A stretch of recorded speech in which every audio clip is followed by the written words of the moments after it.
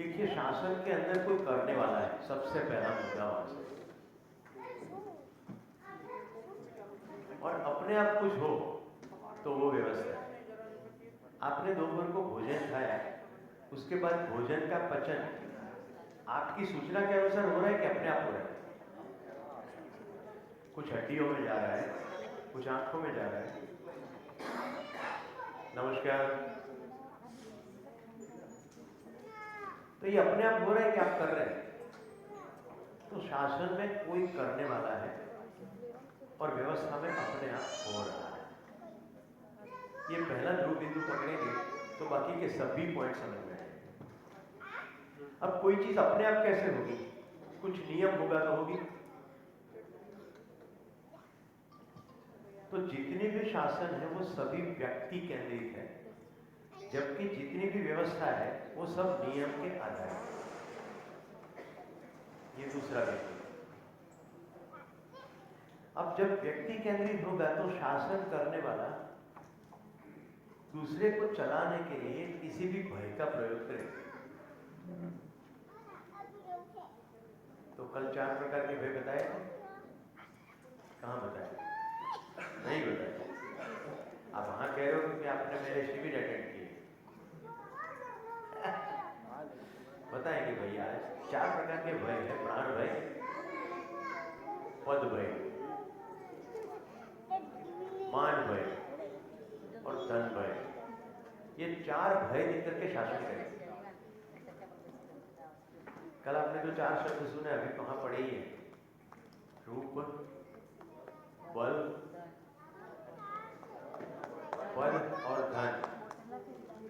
ये सबसे शासन करने की प्रवृत्ति होती है। तो जब भय बोले तो प्राण जाने का भय, पद खोने का भय, धन खोने का भय, मान खोने का भय।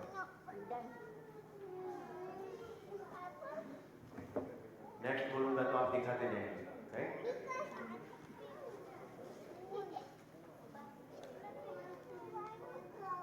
मेरी सभी माताओं से प्रार्थना है, हमने सभी माताओं को कहा था कि आप बच्चे को लेकर के आ सकते हैं, राइट? पर आपको इतना तो ध्यान रखना ही रखना है कि बच्चे की आवाज से बाकी सभी का ध्यान खींचे नहीं। तो उस स्थिति में आपको उनको जबरदस्ती शासन पूर्वक चुप नहीं कराना है, राइट? व्यवस्था पूर्वक आप इसको कमरे में से थोड़ी देर के लिए बाहर खेलने ले जाए, समझाए। तो शासन के अंदर व्यक्ति केंद्र में, जबकि व्यवस्था के अंदर कुछ नियम केंद्र में।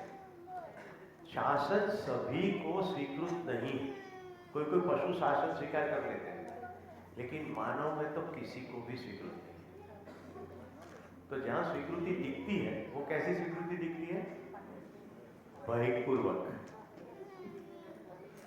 तो मेरे प्यारे बेटे बोनी ने एक बढ़िया पीपीटी बनाया। तो शिविर में बैठता तो जो बातें मैं करता उसका पीपीटी बन गया। तो अब देखते हैं पीपीटी बारी बारी। थोड़ी पीपीटी का तात्पर्य से लिखना है कि आपका ध्यान चला जाए। देखिए शासन में क्या लिखा है? अपने जूते यहां रखो। जबकि व्यवस्था के अंदर लिखा नहीं है, लोग स्वयं स्फूर्त विधि से अपने जूते व्यवस्था में ही रखते हैं। जब ऐसी समझ में आ जाए कि मेरे ही नहीं बाकी के भी जूते हैं, सबको यहां से गुजरना है, तो स्वयं स्फूर्त विधि से कोई नियम पूर्वक, कोई समझ की रोशनी में व्यक्ति व्यवहार करे तो व्यवस्था है। तो आप जब पहला चाय का विराम हो तब बाहर निकले और जूतों के ऊपर ध्यान दें। फिर आप तय कर ले कि क्या करना है। ठीक हो गया? नेक्स्ट, अभी जो बताया 4 प्रकार के भय। तो बच्चे शासन क्यों स्वीकार कर लेते हैं? एक्चुअली स्वीकारते नहीं है, आपकी सूचनाओं का पालन करते हैं, क्योंकि उसको मार खाने का भय है। उसके साथ सब जुड़ा है, भोजन मिलेगा नहीं मिलेगा, कंफर्ट मिलेगी नहीं मिलेगी। जितने भी सिस्टम्स है, government system, private system, organisation, उसके अंदर पद डिमोट कर देंगे, राइट? नीचे उतार देंगे, सैलरी काट लेंगे। तो ये सभी प्रकार के पद के साथ जुड़ा है। धन है सैलरी, तो धन का भी भय हो गया। एंड देन मान भय, 15 लोगों के सामने डांट देंगे, तो बेहतर है इसकी बात को मान लो। व्यवस्था में आप देखेंगे उसमें उपयोगिता और पूरकता है। भैया ने यहाँ जो चित्र ड्रॉ किया है, अस्तित्व की चारों अवस्था, पदार्थ अवस्था, प्राण अवस्था, तो आप देख लो कि व्यवस्था का स्वरूप जहाँ भी नियम की बात होती है वहाँ उपयोगिता और पूरकता की ही बात है। जैसे सादा सादा मोटा नियम पकड़े कि पुरुषों का टॉयलेट और स्त्रियों का टॉयलेट, तो क्या है, एक दूसरे के सम्मान बना रहे, संकोच ना हो। अभी जितनी भी सामाजिकता के साथ हमारी मानसिकता जुड़ी है उसके अनुरूप कुछ स्वरूप दिख रहा है। तो जहाँ भी आप व्यवस्था देखोगे उसके साथ नियम देखोगे ही देखोगे। कभी जो मानवकृत व्यवस्था है उसमें मानवकृत नियम है। यहाँ हम अस्तित्व की व्यवस्था कह रहे हैं, उसमें नियम बनाने नहीं है, सिर्फ नियम को पहचानने। कुछ नियम पूर्वक हो रहा है, तो वो नियम में आप देखोगे कि सभी अवस्थाएं एक दूसरे की उपयोगिता और पूरकता के साथ। तो मिट्टी अपनी ताकत पूरी लगा देती है, पानी अपनी ताकत लगा देता है, तब जाके बीज अंकुरित होता है। तो मिट्टी, पानी, ये सभी का सहयोग हो गया बीज के अंकुरण में। बीज में से पौधा बन गया, पौधे में से फिर सूखे पत्ते, डाली, टहनी, ये सब गिर गिर के जमीन को और उर्वरक बनाती है। तो मिट्टी, पानी पौधे के लिए उपयोगी हो गए, वैसे ही प्लांट फिर मिट्टी के लिए उपयोगी हो गए। तो दो एक दूसरे की पूर्ति कर रहे हैं। ऐसे जीव अवस्था और प्राणियों, वनस्पति के बीज देखें तो वनस्पति को क्या चाहिए, कार्बन डाइऑक्साइड, और प्राणियों को ऑक्सीजन। एक दोनों को दे रहे हैं कि नहीं दे रहे, परस्पर उपयोगिता और पूरकता से ये सजा है। देखो ये हो ही रहा है, इंसान ने इसको ढूंढ निकाला और नाम दिया प्रकाश संश्लेषण का नियम। प्रकाश संश्लेषण का नियम बनाया कि नियम था? अभी ब्रेक में मुझे सूचना मिली कि कोई कह रहे हैं कि जब जब भैया नियम का बोलते हैं तो इसका मीनिंग रूल्स रेगुलेशन निकलता है। जितने भी रूल्स रेगुलेशन है वो प्रकृति के अंतर्गत है कि इंसान ने बनाया? रूल्स ये सब इंसान ने बनाया। नियति विधि से जो हो वो है नियम। तो रूल्स रेगुलेशन हम बनाते हैं, नियम तो बना बनाया है। न्यूटन का लॉ ऑफ ग्रेविटेशन जिसको बोलते हैं, वो हमने बनाया कि ग्रेविटेशन था ही? फिर आर्किमिडीज हमने बनाया कि था ही? नियम सभी है ही, इंसान पहचान लेता है। तो अब आप देखेंगे कि उपयोगिता पूरकता जहां देखेगी वहां सटीक ध्यान देंगे तो नियम पकड़ में आएगा। नियम पकड़ में आया तो उपयोगिता पूरकता भी दिख जाएगी। ठीक है, नेक्स्ट। शासन देखिए स्वयं में अव्यवस्थित, अन्य को व्यवस्थित करने में प्रवृत्त है। खुद का ठिकाना नहीं है, दूसरे को ठीक करने में लगे। गांधीनगर कर्मयोगी चिंतन शिविर, पूर्व मुख्यमंत्री ने मुझे बुलाया एज ए कंसल्टेंट कि आप शिविर चलाओ। तो उसकी कार्यालय में चर्चा होने के बाद गुजरात सरकार का एक डिपार्टमेंट उसके IAS ऑफिसर के साथ बैठ के प्रोग्राम की डिस्कशन करने मुझे जाना था। समय से 15 मिनट पहले मैं पहुंच गया, कार्ड भेज दिया। अंदर से साहब ने सूचना दी कि सूरज भाई को अंदर ही भेज दो, जबकि मैं पहले पहुंच गया। मैंने क्या देखा, बड़े स्क्रीन पर वो क्रिकेट देख रहे थे और उन्होंने कहा कि आप भी मेरे साथ बैठिए, अभी तो 4 बजे का अपॉइंटमेंट है ना, 15 मिनट साथ में मैच देखते हैं। तो मैंने कहा नहीं, मुझे थोड़ा इम्पोर्टेंट काम है। ऐसा करके मैंने अपने विजिटिंग कार्ड के पीछे लिखा कि जिस डिपार्टमेंट का मुख्य व्यक्ति एयर कंडीशन ऑफिस में बैठ के 15 मिनट क्रिकेट मैच देखे, उस डिपार्टमेंट की ट्रेनिंग करके मैं क्या सिद्ध कर पाऊंगा, धन्यवाद। ऐसा करके मैंने ऐसा इशारा किया, मैं एक फोन करके आता हूँ। बाहर निकला, PA को कार्ड दिया कि शायद 4 बजे कार्ड अंदर भेज दीजिए। अपॉइंटमेंट तो 4 बजे का था। आपको उदाहरण में मैं क्या कह रहा हूँ समझ में आ रहा है? स्वयं में अव्यवस्थित और पूरे डिपार्टमेंट को व्यवस्थित करने में लगे। तो शासन के अंदर व्यक्ति सिर्फ हुक्म चलाना है ना, बोलना है सिर्फ। अभी तक की महत्तम सांप्रदायिक परंपराओं को देखेंगे तो आपको कॉमन चीज उसमें दिखेगी, बोलने वाला पक्ष।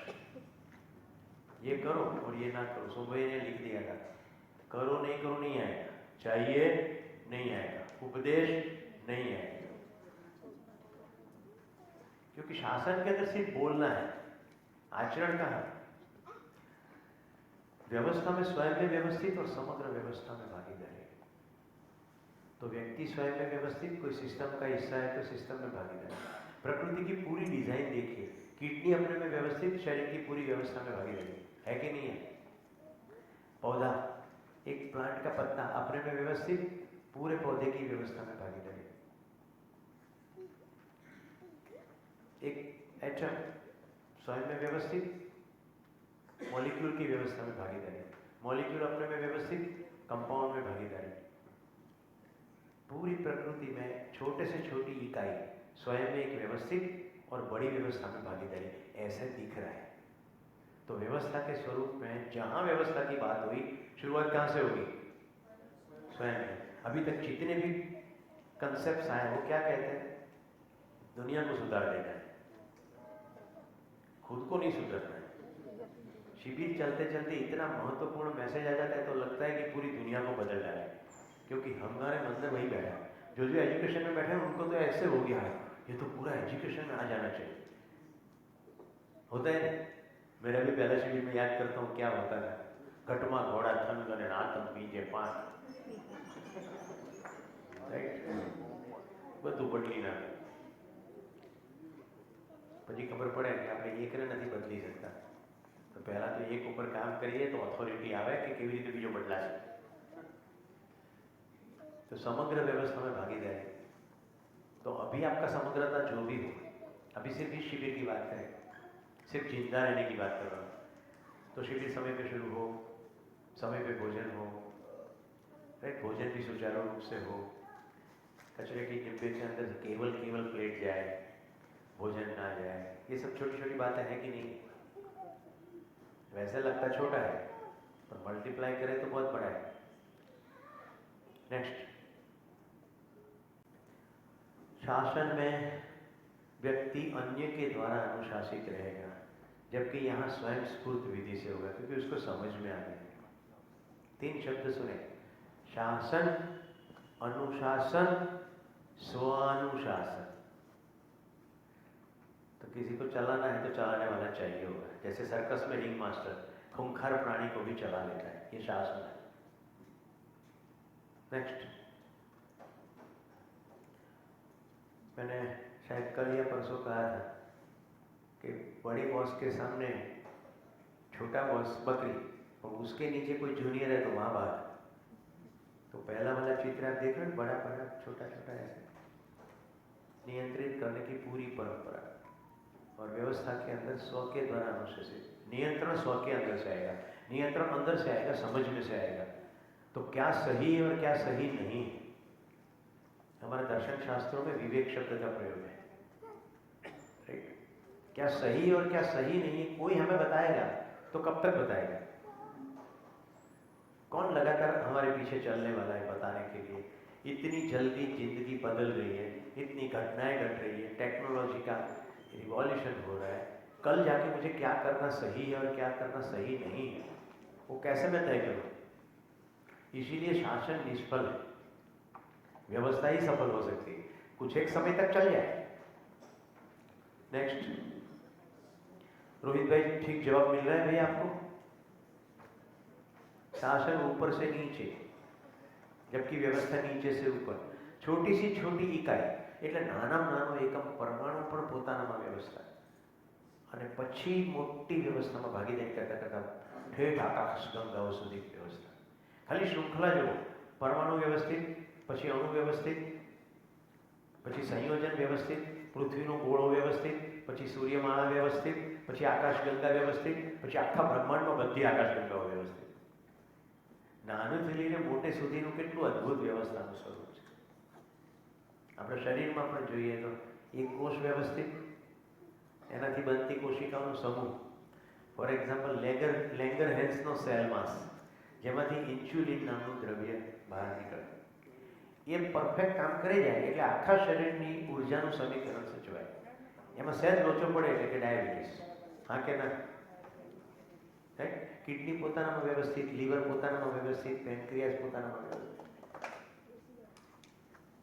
આખી મૂળ રચના પણ જુઓ તો એક સ્પર્મ ને એક ઓવમ, રાઈટ? એની વ્યવસ્થા કેટલું અદ્ભુત સ્વરૂપ છે કે બંને મળતાને સાથે કોષનું મલ્ટિપ્લિકેશન શરૂ થાય. એમાં કેટલાક કોષ વ્યવસ્થાપૂર્વક નક્કી કરે કે મારે કાન થવાનું છે, એક કોષ કાન થઈ જાય, બાકીના કોષ કિડની થઈ જાય, કોઈ હાર્ટ થઈ જાય, લીવર થઈ જાય. આખું શરીર 9 મહિનાની અંદર સ્વયં સ્ફૂર્ત વિધિથી થઈ જાય. જો માણસનું એમાં ચાલતું હોય તો શું વિચારે કે 8.5 ફૂટ હાઈટ જોઈએ એટલે ટોળામાં ગમે ત્યાંથી દેખાય અને ચહેરો સિલ્વર કલર. રાઈટ? કલ્પનાશીલતાને શું વાંધો છે? જે ફેલાવવું એ ફેલાવે. આપણે ત્યાં સ્પાઈડરમેન આવે ને, તમને શું લાગે છે? થોડી કલ્પના કરો. માણસમાંથી સ્પાઈડરમેન થાય તો ઉત્ક્રાંતિમાં ઉપરની સીડી ચડ્યો કે નીચે પડ્યો? માણસ કરોળિયો થાય તો ઉપર ચડ્યો કહેવાય કે નીચે પડ્યો? પહેલો દિવસ બરાબર શિબિર ચાલ્યો હોય તો જ ખબર પડે. પ્રાણી નથી આપણે. એટલે પ્રાણીની કોઈ પણ કલા હોય, શ્રેષ્ઠતમ કલા હોય, પણ એની પાસે કલ્પનાશીલતા, કર્મ સ્વતંત્રતા નથી. નેક્સ્ટ, જ્યારે ધમાલ થાય એક પથરો ફેંકે એટલે બીજા બધા, રાઈટ? ધડાધડી, કોઈ ઠેકાણું નહીં. ટોળું ક્યાં જશે કશું કહી ના શકે. તો જ્યારે વ્યવસ્થા ના હોય ને ત્યારે શાસન અનિવાર્ય થઈ જાય. આ એક સૂત્ર છે, જબ તક વ્યવસ્થા સ્થાપિત ન હો શાસન અનિવાર્ય. તો વ્યવસાય જે છે ને એ પરથી ખબર પડે કેટલા ગાંઠા પાડે છે, કેટલી રાહો પાડે છે, કેટલો પોતે સ્ટ્રેસમાં છે. જે માણસો કોઈ પણ પ્રકારની સિસ્ટમમાં છે, સમજો, બીજાને ચલાવવાની કોશિશ કરો છો ત્યારે શાસનમાં જે થાય છે બધું યાદ કરો. જ્યારે વ્યવસ્થા અને વ્યવહારથી ખબર પડે કે વ્યવસ્થા શું છે. મેં ગાંધીજીને તો નથી જોયા, પણ મોરારજી દેસાઈ જ્યારે ભારતના વડાપ્રધાન હતા, હું એન્જિનિયરિંગમાં ભણતો અને ગુજરાત વિદ્યાપીઠમાં એમનું પ્રવચન થતું દર વર્ષે વાઇસ ચાન્સેલરના પદને કારણે. એ ભગવદ્ ગીતા ઉપર પ્રવચનો કરવા આવતા.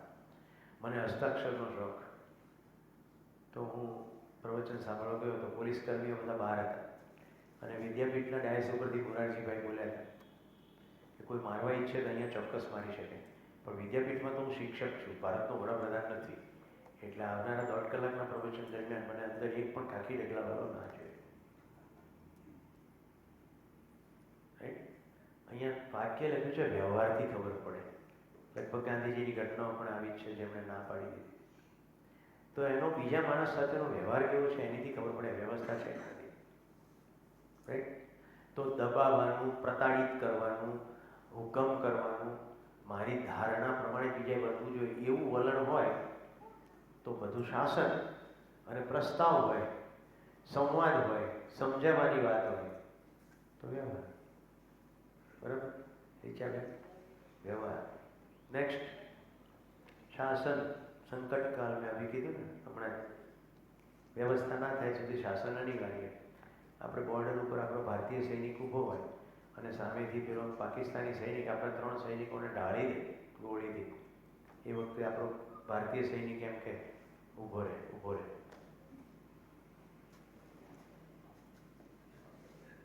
રાઈટ?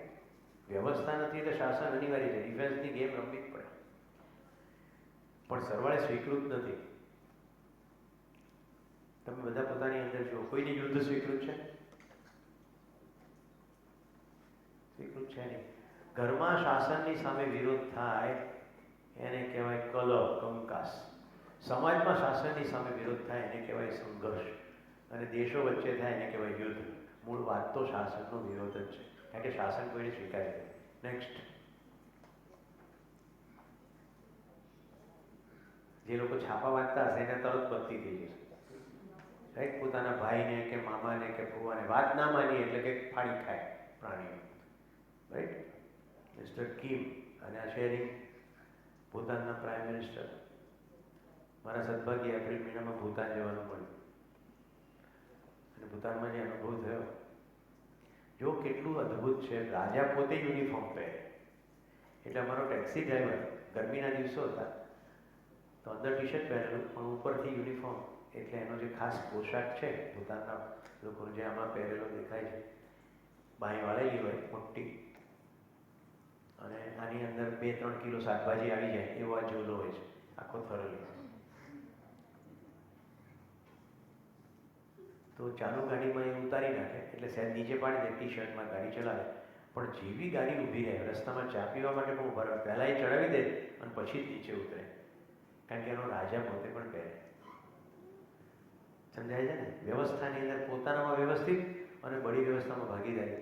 અમને ત્યાં ગયા પછી ખબર પડી કે રાજાએ સામે ચાલીને લોકશાહી દેશની લોકશાહી વ્યવસ્થાની રચના કરી અને પ્રજાનો મત માંગ્યો હતો. પ્રજાએ કીધું કે અમારે લોકશાહી જોઈતી નથી, દુનિયાના પાટલામાં લોકશાહી જોઈ લીધી, આપણે રાજાશાહી બરાબર છે.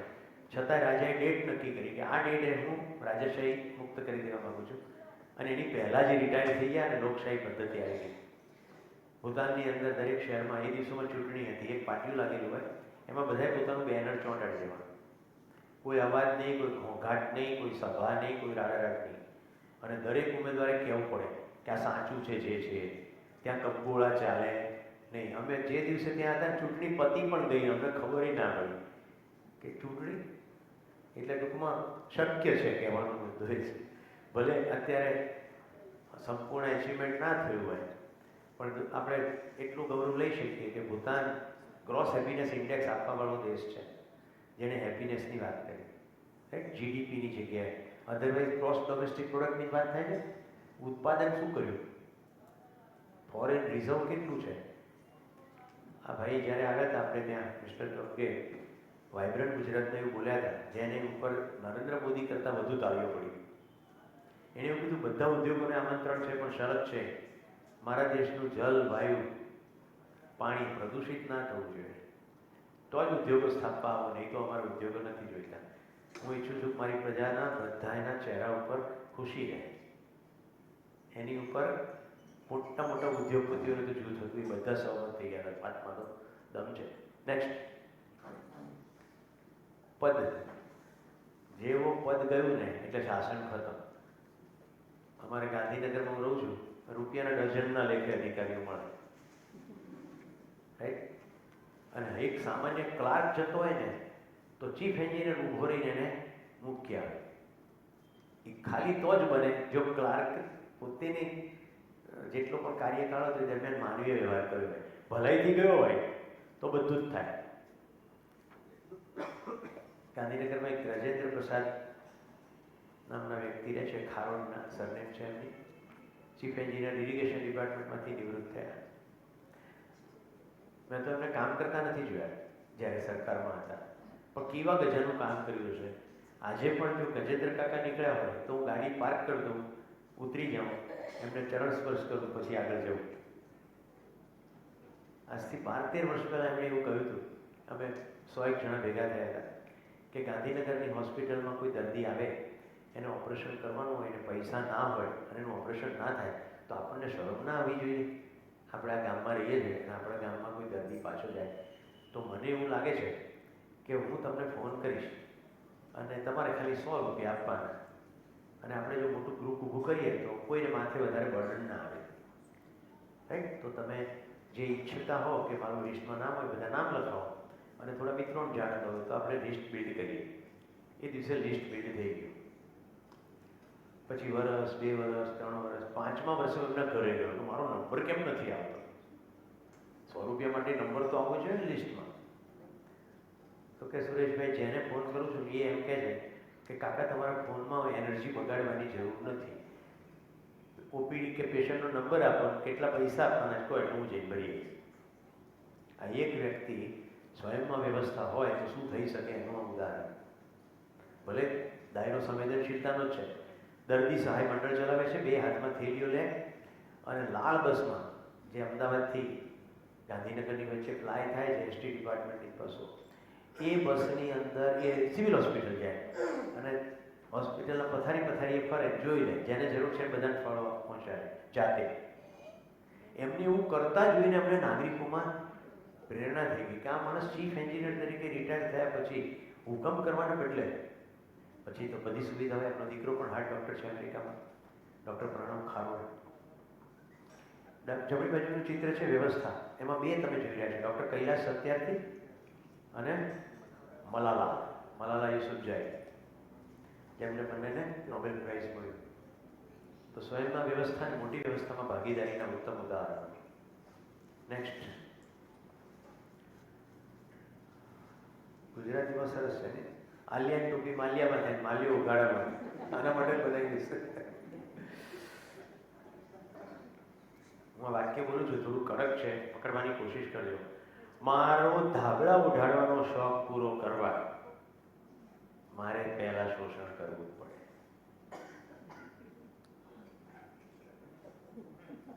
સમજાય છે? પહેલા જીવનશૈલી એવી બનાવીએ કે દમદાર શોષણ કરીએ અને પછી આપણો શોખ સંતોષીએ કે રાતે કોકને ઠંડી વાય જાય તો ધાબળા ઉડાડીએ. આ બધું સૂક્ષ્મતમ જોવું પડશે.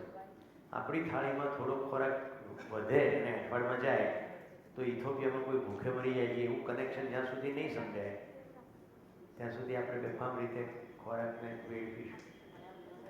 તો જે આપણો ખેડૂત, જેને જગતનો તાત કહીએ છીએ બોલવામાં, કેટલા મોટા પાયે આત્મહત્યા થાય. તમને શું લાગે છે? વાડીલાલ આઈસ્ક્રીમની દુકાને જઈને આપણે કોઈ દિવસ આઈસ્ક્રીમ માટે બાર્ગેન કરતા નથી. બધી મારી બહેનોને મારે કહેવાનું છે આ ખાસ આક્રોશ સાથે, કેવી રીતે તમારી હિંમત ચાલે છે શાક માર્કેટમાં જઈને બાર્ગેન કરવાની? ભીંડો 15 રૂપિયા તો કે 12 રૂપિયામાં આપણે, અને ઉપર જતા કોથમીર, મરચાં ને લીંબુ ને આદુ તો મફતમાં. ખરું ખોટું? દવાની દુકાને બાર્ગેન નથી કરતા, बिग बाजार में बार्गेन नहीं करता, डॉक्टर ने क्या बार्गेन नहीं कहा. हम दवाई के लिए बार्गेन नहीं करते, डेली शरीर चलाने के लिए जो सब्जी चाहिए उसके लिए बार्गेन करते. मुझे ध्यान आया कि अन्विता बहन और कमल भाई भी सभा में है, इसीलिए भाषा परिवर्तन कर. अब यहाँ तो सिर्फ चित्रात्मक है, लेकिन देखेंगे कि व्यवस्था में अपनापन है. क्या ये संभव है? हाँ संभव है. मैं जो करता हूँ आपके साथ शेयर करता हूँ. हम अलग अलग फार्मर के यहाँ जाते हैं, मिलते हैं, उसके साथ बात करते हैं. वो जो बनाते हैं उसको खरीद लेते हैं और पैसे वो तय करते हैं, हम तय नहीं करते. क्योंकि इतना समझ में आ गया, जो कड़ी मेहनत करता है धूप में, बाजार तय करेगा कि वो तय करेगा. आज हमारा एक भाई खेती में लगा है, मुझे खुशी और मैं रोमांचित हूँ. अभी धान की कटाई चल रही है खेड़ा में. नाम है कल्पेश पटेल. 2012 में साथ में बैठ के हमने शिविर किया था. चल पड़ी गाड़ी. स्वावलंबन पूर्वक सुखपूर्वक जीने के प्रयत्न में अभी धान की कटाई हो रही है. कल्पेश जो भी पकाए, मैंने कहा मुझ में वो आत्मविश्वास है, तू जितना उगाए मैं सब बेच दूंगा. बोले भैया तुम किसको बेचोगे? मैंने कहा ये तू मेरे पर छोड़ दे. अपने पिछले सालों में अच्छे बीज बोए हैं. तो जब पहली फसल आई, दिनेश भाई इसमें साक्षी है यहाँ, मैंने सभी ऐसे दोस्तों मित्रों को लिखा कि ऐसा मेरा एक भाई कर रहा है काम, आप कितना चाहो कितना पहुंचाओ. और मैं ट्रक में नहीं, मेरी गाड़ी की डिक्की में डाल के चावल गेहूँ पहुंचाया ताकि जुड़ाव हो जाए. बेचना तो आसान है, इंसान का इंसान के साथ जुड़ाव ही महत्वपूर्ण है.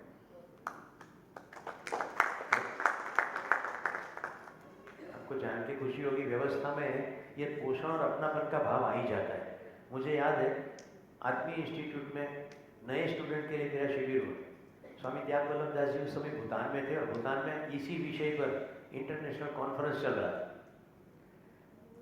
तो वहाँ उनकी सेवा में जो व्यक्ति थे जो मुझे सपोर्ट कर रहे थे, उनके द्वारा स्वामी जी ने मैसेज भेजा कि सुरेश भाई को बोल दो कि इनको चाहिए उसकी खेती की जमीन और गाय मिल जाएगी, अब वो रुक जाए राजकोट में. मैंने कहा स्वामी जी मैं तो शादीशुदा हूँ, परिवार है, पर भाव कितना इंपॉर्टेंट है. तो देने वाला कार्यक्रम चलता है कि लेने वाला कार्यक्रम चलता है? शोषण के अंदर लेने वाला कार्यक्रम चलेगा, शासन के अंदर लेने वाला कार्यक्रम चलेगा, कम दाम देके ज्यादा से ज्यादा काम निकलने वाला कार्यक्रम चलेगा. वो सब शासन ही है. घर में काम करने वाली महिला और भाई को कहते हैं तुझे एक कप चाय पिलाती हूँ, जरा इतना कर दे. तो ध्यान रहे चाय का 2.5 रुपया और उसने 1 घंटा काम किया, तो आप लगा लीजिए हिसाब. पूरी कंस्ट्रक्शन इंडस्ट्री में ये चलता है. 1 कप चाय पिला के 1 घंटा काम निकालते हैं. वो व्यक्ति व्यक्ति तो शायद उसका ध्यान नहीं है, लेकिन हमारा तो ध्यान जाए ये गलत है। तो अपनापन होगा, देने वाला भाव रहेगा, पोषण का भाव रहेगा। नेक्स्ट, शासन, पशु शासन स्वीकार कर लेते हैं। जहां आहार निद्रा भय मैथुन 4 प्रवृत्ति में तृप्ति हो जाएगी, वहां पशु शासन स्वीकार कर लेंगे। जैसे उसमें कुछ गड़बड़ी की, वो शासन को उखाड़ के फेंक देंगे। पालतू कुत्ते को जरा 2 बार ठीक से डंडा मारो, वो नहीं रहेगा, क्योंकि भय लग गया। यहां देखेंगे व्यवस्था में कोई भी मानव को कभी भी अव्यवस्था स्वीकृत नहीं है। आप भले स्वयं में अव्यवस्थित हो, आप कैसी कंप्लेन याद करो राधे में आने के बाद, गर्म पानी नहीं आता या फिर पानी की टंकी खाली होगी, हमें किसी को अव्यवस्था बिल्कुल स्वीकृत है ही नहीं। ये पिंटू मेरा भाई 3 दिन से मेरे साथ लगा है कि सर कुछ भी कीजिए, प्लास्टिक के कप आ रहे हैं। हमने यहाँ के जितने कर्मी थे सभी के साथ बात की, राइट। दिनेश भाई भी मेरे साथ लगे, क्या करें। हमने सम्मेलन में वो किया, 800 लोगों के लिए स्टील के प्याले और थैली की व्यवस्था कर दी। सब लोग पानी पिए, चाय पिए, छाछ पिए, साफ कर लें, तो प्लास्टिक प्रदूषण तो नहीं होगा। व्यवस्था किसी को स्वीकृत नहीं है, मैं ये कह रहा हूँ, अव्यवस्था। Next, good news, good news. मैंने छाछ का जो ग्लास है उससे वाट की मैं छाछ ली और उसी में पिया और वापस रख दी। बढ़िया, ये स्वयं स्फूर्त हो जाए तब जाके व्यवस्था है, नहीं तो ये भी शासन ही है। मैंने जाके इनको कहा कि ये करिए, हालांकि स्वर विनंती का था, लेकिन जब तक कहना पड़े तब तो शासन अथवा अनुशासन है। ये स्वयं स्फूर्त हो जाए तब जाके व्यवस्था है, ये पॉइंट है। तो हमारे पास ये है चाणक्य की नीति।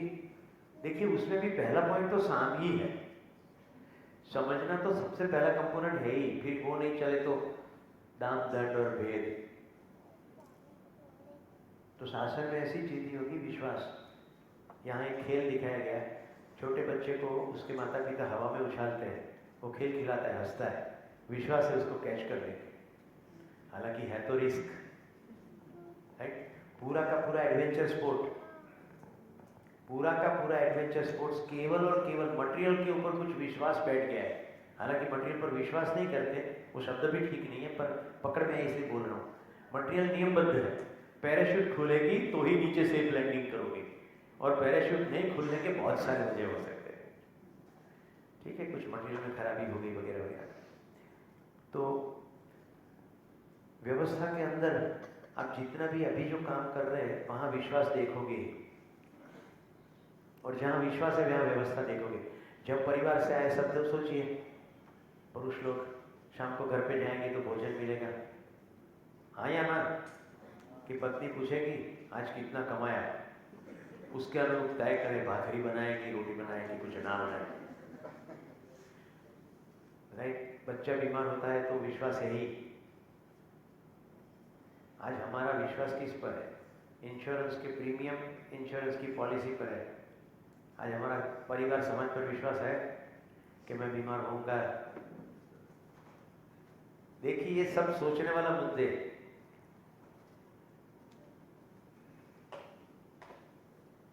नेक्स्ट, शासन में हुकुम करना होगा, हुकुम करेंगे तो ही लोग सुनेंगे, क्योंकि उसको चलाना है। व्यवस्था में स्वयं स्फूर्त है।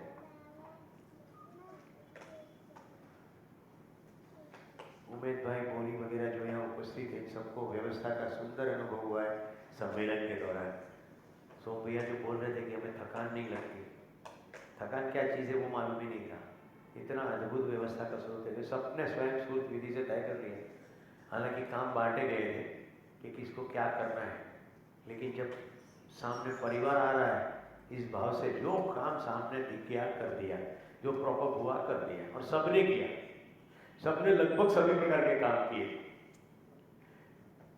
तो भैया हमारे लिए तो सबसे बड़ी इतने सालों की उपलब्धि सम्मेलन में हुई कि हम कुछ कर पाए, एक परिवार जैसा भाव। नेक्स्ट, वर्तन को नियंत्रित कर सकते लेकिन मान्यता नहीं बदल सकते। तो जब हुक्म चलाएंगे, शासन करेंगे, तब तक तो व्यक्ति हमारे अनुरूप वर्तन कर लेगा। जैसे हम हट गए तो फिर वैसा का वैसा। इसलिए, ऑर्गेनाइजेशन में सिंपल टेस्ट है, आप वैकेशन पर जाओ, आप 1 महीना वैकेशन पर जाओ, और अगर आपकी अनुपस्थिति में सिस्टम परफेक्ट चले तो वो कुछ नियम से चल रही, उसमें ये भी देखना होगा कि वापस आप आओ उसके बाद शासन तो नहीं करोगे ना, नहीं तो वो भी अनुपस्थिति में तो भय ही है। तो लोग स्वयं स्फूर्त विधि से करें। व्यवस्था में आप देखोगे अपनी मान्यता से नियंत्रित होते हैं। और मानने में आप यहाँ इस बोर्ड पर जो लिखा है, जानने वाले को मानना, राइट, ट्रायंगल करके। तो जब अपने अंदर जानना हो गया, वहां से नियंत्रित होते हैं, तो स्वयं स्फूर्त हो गए, तो स्वयं स्फूर्त नियंत्रण हो गया। कोई हमें नियंत्रित नहीं कर रहा है, हम खुद ही तय करते हैं कि क्या करना है। ठीक है, यस।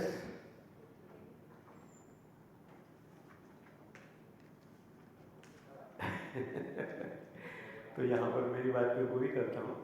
अपने को शरीर मानना है, तो भैया ने आपको जिंदा रहना बताया था, ये एक मान्यता है, मैं शरीर हूँ इसलिए जिंदा रहना ही का ही एजेंट है। सुबह से शाम तक खाओ पियो और खाने पीने का जुगाड़ करते रहो, दूसरे को भी खिलाने पिलाने का जुगाड़ करते रहो। नमस्कार, धन्यवाद भैया, आपका 5 मिनट ज़्यादा लिया है। हेलो,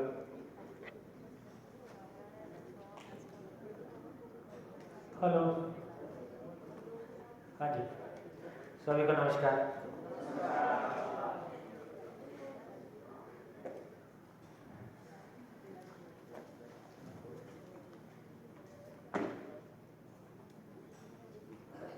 हाँ जी, बताइए कहाँ पहुँच गए?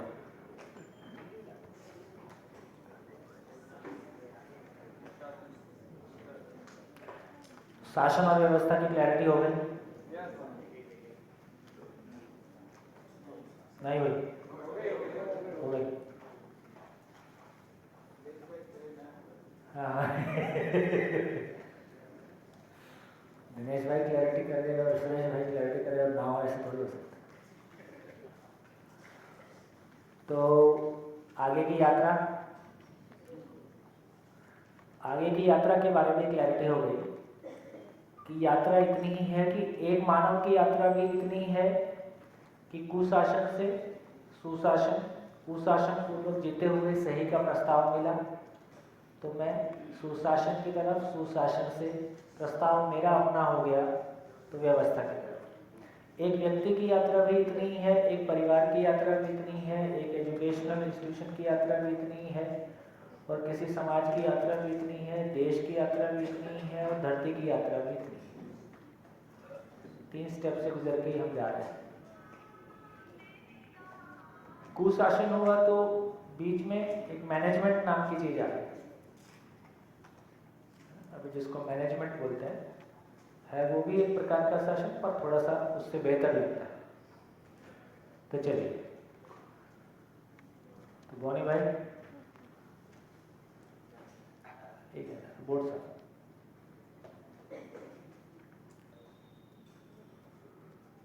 तो जहां हम थे, हम चर्चा कर रहे थे कि सुख क्या है। तो पता चला स्वीकृति बराबर सुख।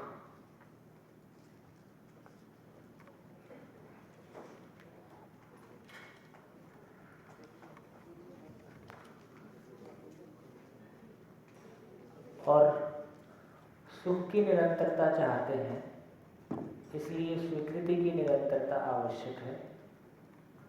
और स्वीकृति व्यवस्था के लिए, इसलिए व्यवस्था की निरंतरता आवश्यक है। व्यवस्था को समझने गए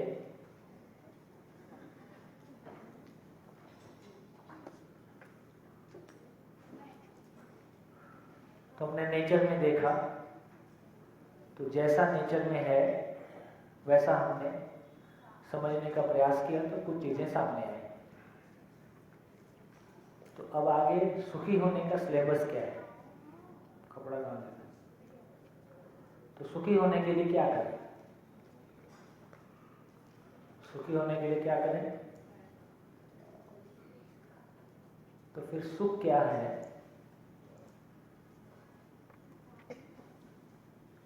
ये जितनी चर्चा हमने की, ये चर्चा करने से अपने को कैसा लगा? आज तीसरा दिन है ना? तीसरे दिन आपका कंसंट्रेशन लगातार बढ़ रहा है कि घट रहा है? आपकी लिसनिंग पहले से बेहतर है कि कम है? बेहतर है। तो हर दिन हमारा लिसनिंग बढ़ता जाएगा, कंसंट्रेशन बढ़ता जाएगा। ऐसा क्यों हो रहा है? ऐसा क्यों हो रहा है? सुख मिल रहा है, काम की बात इतनी है। तो सुख की आशा बढ़ रही है। अभी तक एक तो बहुत क्लैरिटी के साथ में ये भी बहुत पहचाना नहीं था, बहुत ऑब्जेक्टिवली, कि मैं सुख की निरंतरता चाहता हूँ। उसको भी क्लियरली पहचान पाए और फिर ये आशा भी नहीं थी कि निरंतर हो सकता है। धीरे धीरे ये आशा बढ़ रही है कि हाँ ये हो सकता है।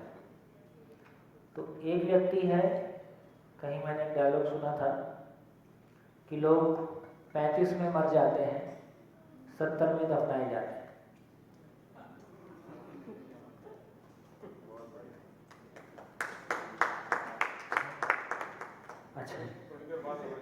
अच्छा, तो अधिकांश लोग 35 साल अपने ही लाश ढोते हैं।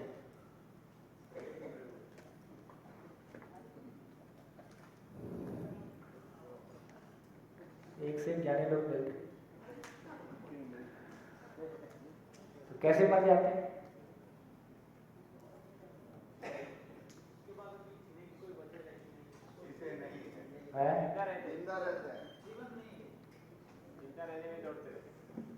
ओहो, जिंदा रहने वाला तो बहुत तेजी से दौड़ रहा है, उसको लगता है अभी तो और पैसा, अभी तो और पहचान, अभी तो और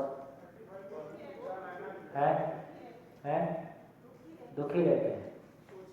वो तो रहते हैं, आसपास वालों को भी दुखी करते रहते हैं।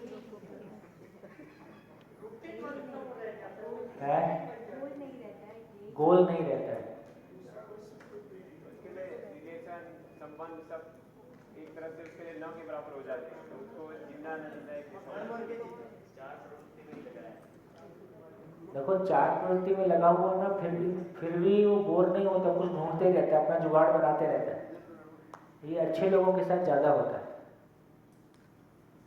अच्छे लोग मतलब थोड़ा संवेदनशील लोग, और वो कुछ करने की कोशिश करता है, रिजल्ट आता नहीं है, तो फिर लगता है यार कुछ नहीं सुधरेगा, कुछ नहीं सुधरेगा, कुछ नहीं बदलेगा, ये सब ऐसे ही चलेगा। और जिसका थोड़ा सा उधर से मन टूट गया कि इसमें ज़्यादा कुछ नहीं है, उसके लिए वैसे भी कुछ नहीं बचा। जो किसी मूवमेंट या सामाजिक उसमें लगे हुए लोग हैं, यदि उसका भ्रम टूटता है तो और मुश्किल है, क्योंकि उसने घर भी देख लिया, बाहर भी देख लिया। तो ना घर में तृप्ति है, ना बाहर कोई तृप्ति है। तो ऐसा करके जिंदगी में जब भी निराशा आती है, तो बेसिकली निराशा से है। कम से कम किसी को पैसे का आकर्षण है, वो दौड़ तो रहा है। किसी को किसी पहचान की तलाश है, वो दौड़ तो रहा है, उसके पास बोर होने का टाइम नहीं। लेकिन किसी की समीक्षा हो गई कि इसमें साथ नहीं है, या जो कोई कुछ करना चाह रहा है, राजनीतिक परिवर्तन, सामाजिक परिवर्तन, अपनी ज़िंदगी में कोई परिवर्तन, परिवार में कुछ अच्छी चाहना कि परिवार मिलजुल के रहे, और रिजल्ट नहीं आ रहा है, तो किसी पॉइंट पे आदमी हार मान लेता है। ये ज़िंदगी से हार मान लेना, इसको उस रूप में कह सकते हैं अभी। तो एक आशा जगती है कि नहीं, कुछ हो सकता है। तो क्या आशा जगी? तो पता चला कि अभी हमने शासन और व्यवस्था को समझा। शासन और व्यवस्था को समझने से कितने जिन लोगों को अपनी जिंदगी में पर्सनली कोई ऐसी बात छुई कि उसको लगे कि हाँ कोई आशा बढ़ी। कितने लोगों को ऐसा पर्सनली फील हुआ?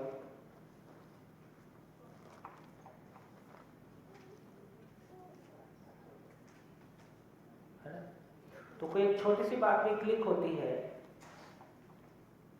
तो हमको लगता है कि हाँ जिंदगी में कोई मीनिंग मिला, कोई आशा बढ़ी और कुछ कर सकते हैं। तो सुख का मतलब है व्यवस्था को समझना।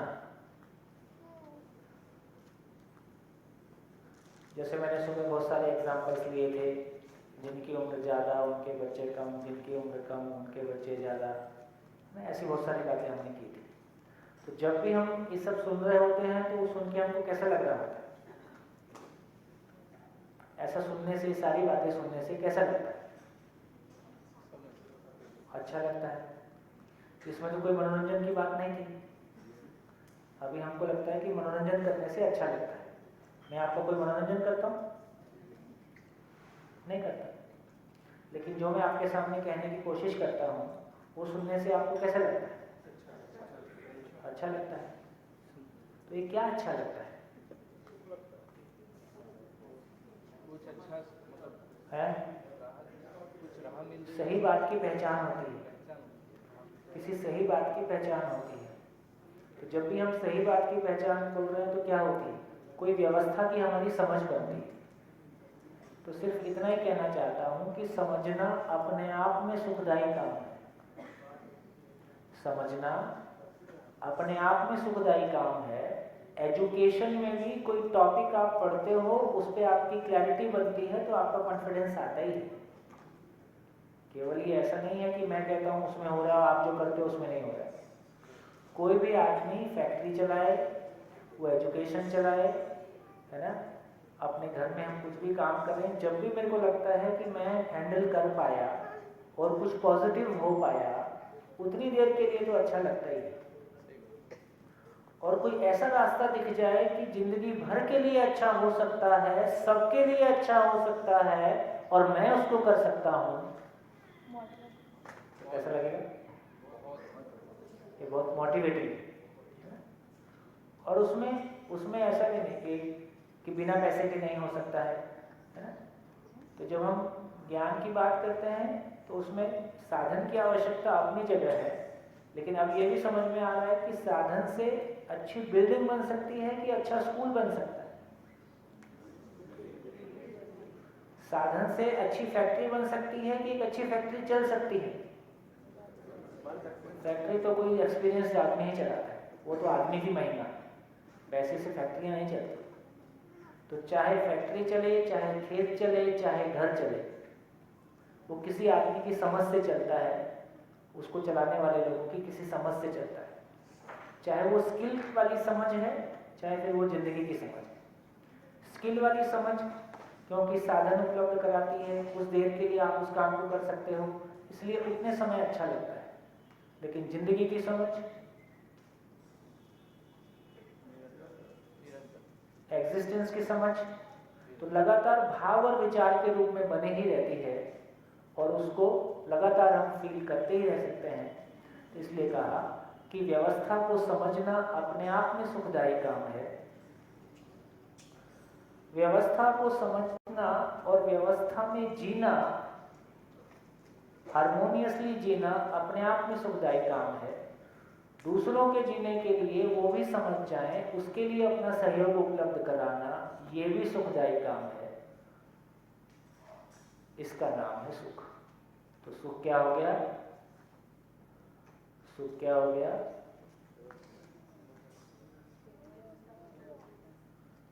व्यवस्था को समझना। किसी ने शरीर की व्यवस्था को समझा है। शरीर की व्यवस्था को समझ के यदि दूसरे की किसी प्रॉब्लम को हैंडल कर पाता है और वो ठीक हो जाता है तो उसको कैसे लगता है ना? आपको एक मैथमेटिक्स का सम सॉल्व करना आता है और दूसरे को नहीं आता है, आप उसको समझा पाते हो और वो सॉल्व कर लेता है, तो उसको कैसा, आप दोनों को कैसा लगता है? ठीक हो गया? तो इस तरह से चाहे छोटे स्पैन की चीजें हैं, चाहे निरंतर स्पैन की चीजें हैं, अंततः अब हमको सारा ये शिफ्ट करना है कि सुख कहाँ है। तो व्यवस्था को समझना, जब व्यवस्था शब्द यहाँ लिख रहे हैं तो एक पेरिनियल पूरी प्रकृति में है ही, तो इसी को बोला समाधान। इसी को बोला समाधान। इसलिए डेरिवेशन पूरा हो गया। क्या पूरा हो गया? क्या पूरा हो गया? समाधान बराबर सुख, समस्या बराबर दुख, समाधान बराबर सुख, समस्या बराबर दुख।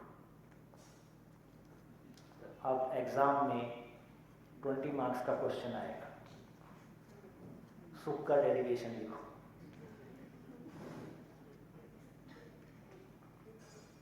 नहीं?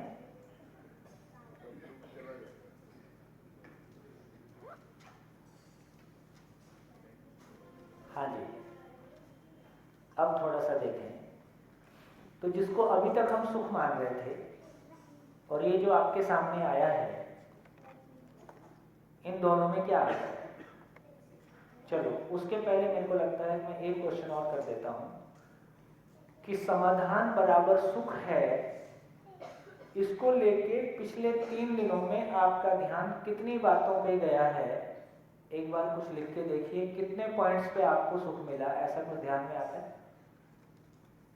पिछले 3 दिन में कितनी चीजें आपके सामने आई जिसमें पर्सनली आपको उसको सुनने से और उसको समझने से कोई चीज क्लिक हुई और आपको लगा कि हाँ सुख मिला?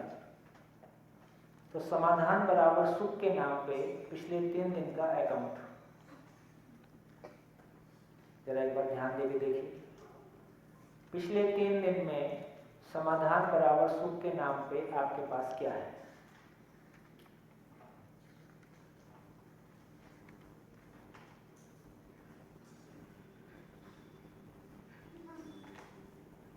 कुछ है कि कथा हो रही है? मैं बोलते जा रहा हूँ, आपको अच्छा लग रहा है, हाँ हाँ बहुत अच्छा है। मुट्ठी में क्या आया? अपने पास क्या बचा? एक बार देखिए, कुछ है ध्यान में आता है, नहीं आता? पिछले 3 दिन में ऐसा क्या ध्यान में आता है जिसके आधार पे आप कह सकते हैं हाँ समाधान बराबर सुख होता है, मैंने महसूस किया?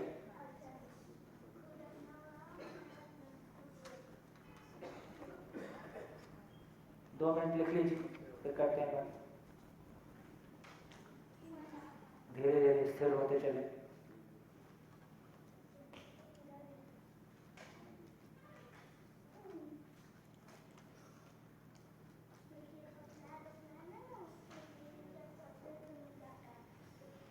कहाँ से शुरू किया था, कहाँ पहुंचे हैं, कितने मुद्दों पे चर्चा हुई?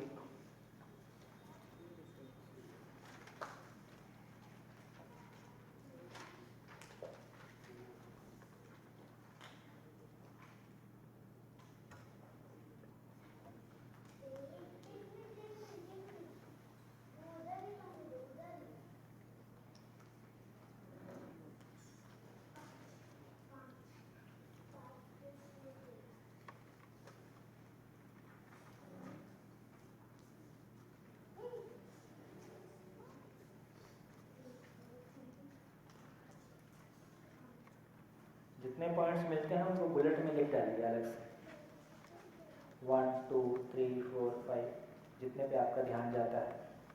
सुनते समय बहुत कुछ अच्छा लगता है, लेकिन बाद में क्या बचा?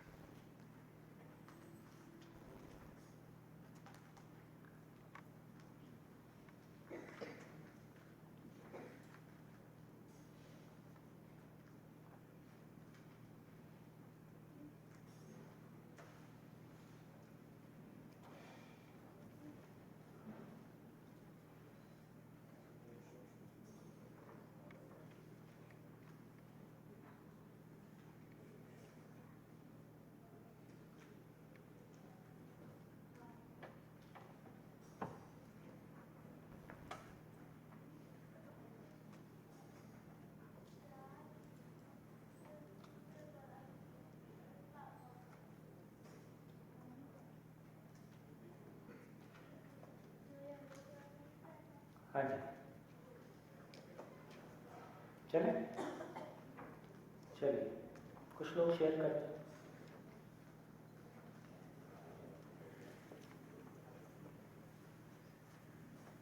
हाँ जी, कितने लोगों को लगता है कुछ मिला? पिछले 3 दिन में समाधान बराबर सुख के नाम से कुछ मिला? बाकी लोग कथा सुन रहे हैं? हाँ जी, शेयर करें। हर कोई जो दूसरा व्यक्ति मेरी बुराई करता था, एक्चुअली वो मेरी खिंचाई या कुछ नहीं करता था, वो मेरा आईना, जो आपने बताया था कि भाई किसी से हम चिढ़ जाते हैं, परेशान हो जाते हैं, तो वो मेरा आईना था जो मेरे तकलीफों या गलतियों को बताना चाहता था। उससे हमारे वो जो गलतियां बताते उससे हमारे संबंध अच्छे बनते हैं। दूसरा, वास्तविक क्या जीना है। अभी तक तो हम भटके हुए थे लाइफ में कहीं अलग, तो कहीं ना कहीं हम अलग फंसे हुए थे। तो अभी किस टाइप से संबंध बना के जीना है। हम लोग तो घर में रह रहे हैं लेकिन किसी से सही से बात नहीं कर रहे हैं, अपने बिजनेस में लगे हैं, अपने जगह लगे हैं। तो जो हमारे साथ रह रहे हैं, बच्चे हैं, फैमिली है, पड़ोसी है, तो उन लोग से भी संबंध अच्छा नहीं रह पा रहा है। और जिंदगी के मैदान में हम लोग कहीं ना कहीं फुटबॉल बन गए हैं। जो आपने बताया था कि कोई कल इधर मारता है, कोई उधर मारता है, तो वो हमको अब मैदान बनना है, फुटबॉल नहीं बनना है। अपने आप को डिसाइड करना है कि भाई कैसे जीना है। फिर देने का नाम प्यार है। अभी हम सबसे बोलते हैं उसने ये नहीं किया, ये वो नहीं किया हमारे लिए, लेकिन हमने दूसरे के लिए क्या किया? जो हमारी उपयोगिता है, हमने समाज के लिए क्या किया? लोग हम कंप्लेन तो सब कहते हैं, लेकिन हमारा क्या है समाज में वास्तविक रोल है। तो देने के लिए हम लोग तैयार होने चाहिए और किसी से अपेक्षा नहीं करनी चाहिए। ऐसा मैंने नहीं कहा। नहीं, ये हम खुद चेंज हो गए तो सर। ये आपका पुराना वाला सॉफ्टवेयर है।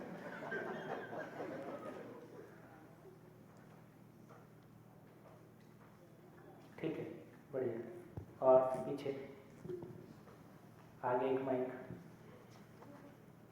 तो तर्क से जीने वाले पार्ट को भी समझ सकते हैं, ये जानकर काफ़ी अच्छा लगा। फिर से बोलिए। तर्क से जीने वाले पार्ट को भी हम समझ सकते हैं, ये जो पार्ट ध्यान में आया और क्लियर हुआ तो काफ़ी अच्छा लगा। दूसरा, जिंदा रहना और जीना दोनों अलग अलग है, ये समझने से काफ़ी सारा संघर्ष भी खत्म हुआ। ये सबको ठीक लगा कि नहीं लगा? हाथ तो नहीं उठाया। और शिक्षा के माध्यम से प्रस्ताव सभी के पास पहुंचेगा, यह जानकर भी काफ़ी अच्छा लगा। हाँ, ये 3 बहुत बढ़िया। देखिए, कंटेंट मान लीजिए मैं तो जो बोल रहा हूँ बोल ही रहा हूँ, लेकिन सबका ध्यान अपने अपने तरीके से जाता है। बढ़िया। और हेलो, हेलो। क्यों जीना है, कैसे जीना है? हाँ हाँ, थोड़ा खड़े होकर बोल रहे। क्यों जीना है, कैसे जीना है? पहले तो ये पता चलना चाहिए कि मुझे निरंतर सुख के लिए जीना है, उससे कम नहीं, उससे ज़्यादा नहीं, उससे बिना चलता नहीं, ये तो चाहिए ही चाहिए। पहले तो ये पता चल गया कि ये तो चाहिए, निरंतर सुख तो चाहिए ही चाहिए। फिर अब मुझे मेरे में देखने से मुझे ये पता चला कि जो मैंने गहरा स्वीकारा हुआ है उससे मुझे ज़्यादा सुख मिलता है, और जो कम स्वीकारा हुआ है उससे मुझे कम मिलता है। मतलब जितना गहरा स्वीकार है जो भी चीज़ को, उससे ज़्यादा मिलता है, और जितना कम मतलब ठीक ठाक स्वीकार दे उससे कम सुख मिलता है। मतलब जितनी गहरी स्वीकृति उतना गहरा सुख। और ब्रह्म को जितना गहरा स्वीकार लिया और कि खाने में ही सारा सुख, तो अब इससे फंसा हुआ इतना गहरा है मामला, इससे निकलने में भी उतनी मेहनत लगती है। मतलब जो भी स्वीकारना है वो सही और कंटिन्यूस नियम के मुताबिक स्वीकारना है, प्रकृति का नियम। हाँ, प्रकृति का नियम। अगर वो नहीं स्वीकार दे और उसका कुछ उल्टा फुल्टा स्वीकार दे दे जो रियलिटी में नहीं है, तो वो कभी ना कभी बैक टू आएगा और फिर से बड़ी पछाड़ देगा। ऐसा मुझे लगा। बहुत बढ़िया। देखिए, बहुत इम्पोर्टेंट बात बोल, छोटी उम्र में भी अच्छी बात बोल, बहुत बढ़िया। और मुझे ये पता चला जो भी मैं काम करता हूँ, वो चाहे वो बाहर हो या अंदर से भी, मतलब जो भी चीज़ मुझे क्लियर हो जाती है उसमें ज़्यादा कॉन्फिडेंस आ जाता है। मतलब अब मुझे ये पता करना है कि अगर मानव को पूरा समझ जाए तो मानव के सामने बिहेव कैसे करना है, मतलब मानव समझ जाए तो उस पे ऊपर भी कॉन्फिडेंस आ सकता है, जैसे भी भौतिक वस्तुओं पे भी आता है। बहुत बढ़िया, गुड। हाँ जी, मैंने अभी जो भी मेरे साथ इंसिडेंट्स जो बने हैं अभी रिसेंट में, और एक पास्ट का भी इंसिडेंस है, उसके साथ मैंने अपना कोरिलेट किया कि जो सुख है वो समाधान में ही है। तो इसमें एक मेरा इंसिडेंस, जस्ट मैं अभी यहाँ आया शिविर के पहले, कोल्हापुर से मैं मतलब शोलापुर से ट्रैवल करता था, पुणे में ट्रेन में जब बैठा तो मेरा जो नंबर था उसके बाजू में दूसरा एक भाई थे, उसका नंबर था, उसके पास 2 बड़ी बैग थी।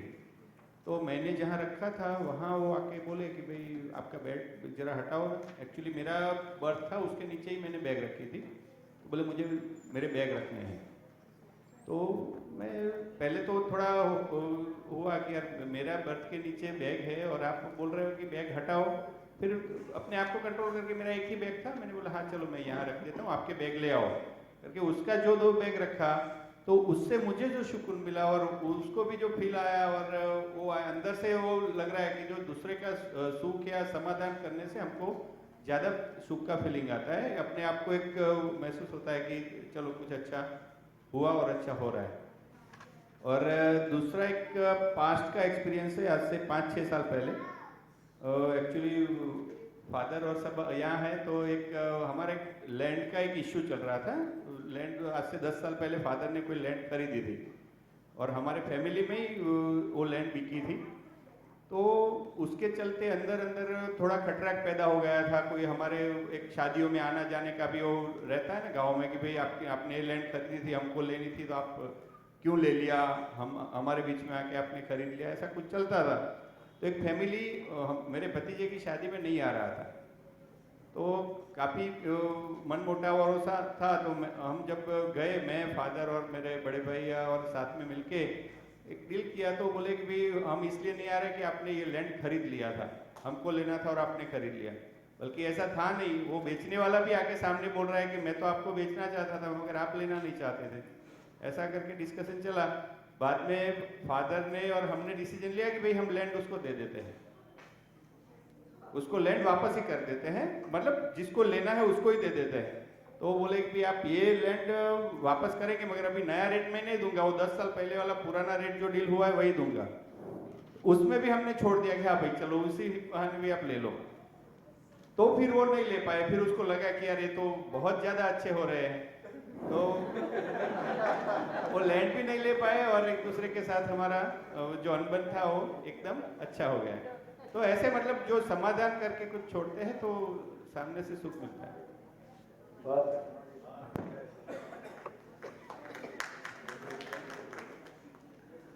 हाय, मेरा ध्यान गया कि अगर हम बात करते हैं कि स्वयं पे विश्वास, मतलब अगर मैं ये समझ जाऊँ कि मतलब मैं अगर ज़िंदगी में आगे कोई भी समस्या या प्रॉब्लम आए और मुझ में विश्वास बैठ जाए कि चाहे कुछ भी हो जाए मैं समझ के साथ उससे समझूंगा और फिर उसे कैसे उसे सॉल्व करना है वो समझ के साथ करके साथ करूंगा, तो कोई भी प्रॉब्लम मैं सॉल्व कर सकता हूँ। ये विश्वास बैठ जाए तो हम निरंतर सुखी हो सकते हैं। थोड़ी सी अपनी थियरी बताइए। कोई बात, हाँ जी। और 30 के नीचे, चलो 30 के ऊपर भी चलेगा। हेलो, ना किसी के आगे जाना है, कहाँ? अच्छा, हाँ, गुड। ना राकेश, किसी के आगे जाना है, ना किसी को पीछे छोड़ना है। कंपटीशन से समाधान हो गया अपने हाँ, आप में। ये बहुत बड़ा कांटा है। ये कांटा निकल जाए तो भाई साहब आदमी का, अभी हम बोलते हैं कि ये मोटिवेशन है। देखिए इसको मैंने पहले भी अपने चर्चा की है कि बच्चे के मार्क्स आए और माँ ने पूछा भी उसके कितने आए या पापा ने पूछा भी उसके कितने आए, तो लगातार हमको घर से एक वो पूरा माहौल और एग्जाम्पल सारे ऐसे मिलते हैं कि दूसरों से आगे निकलना है।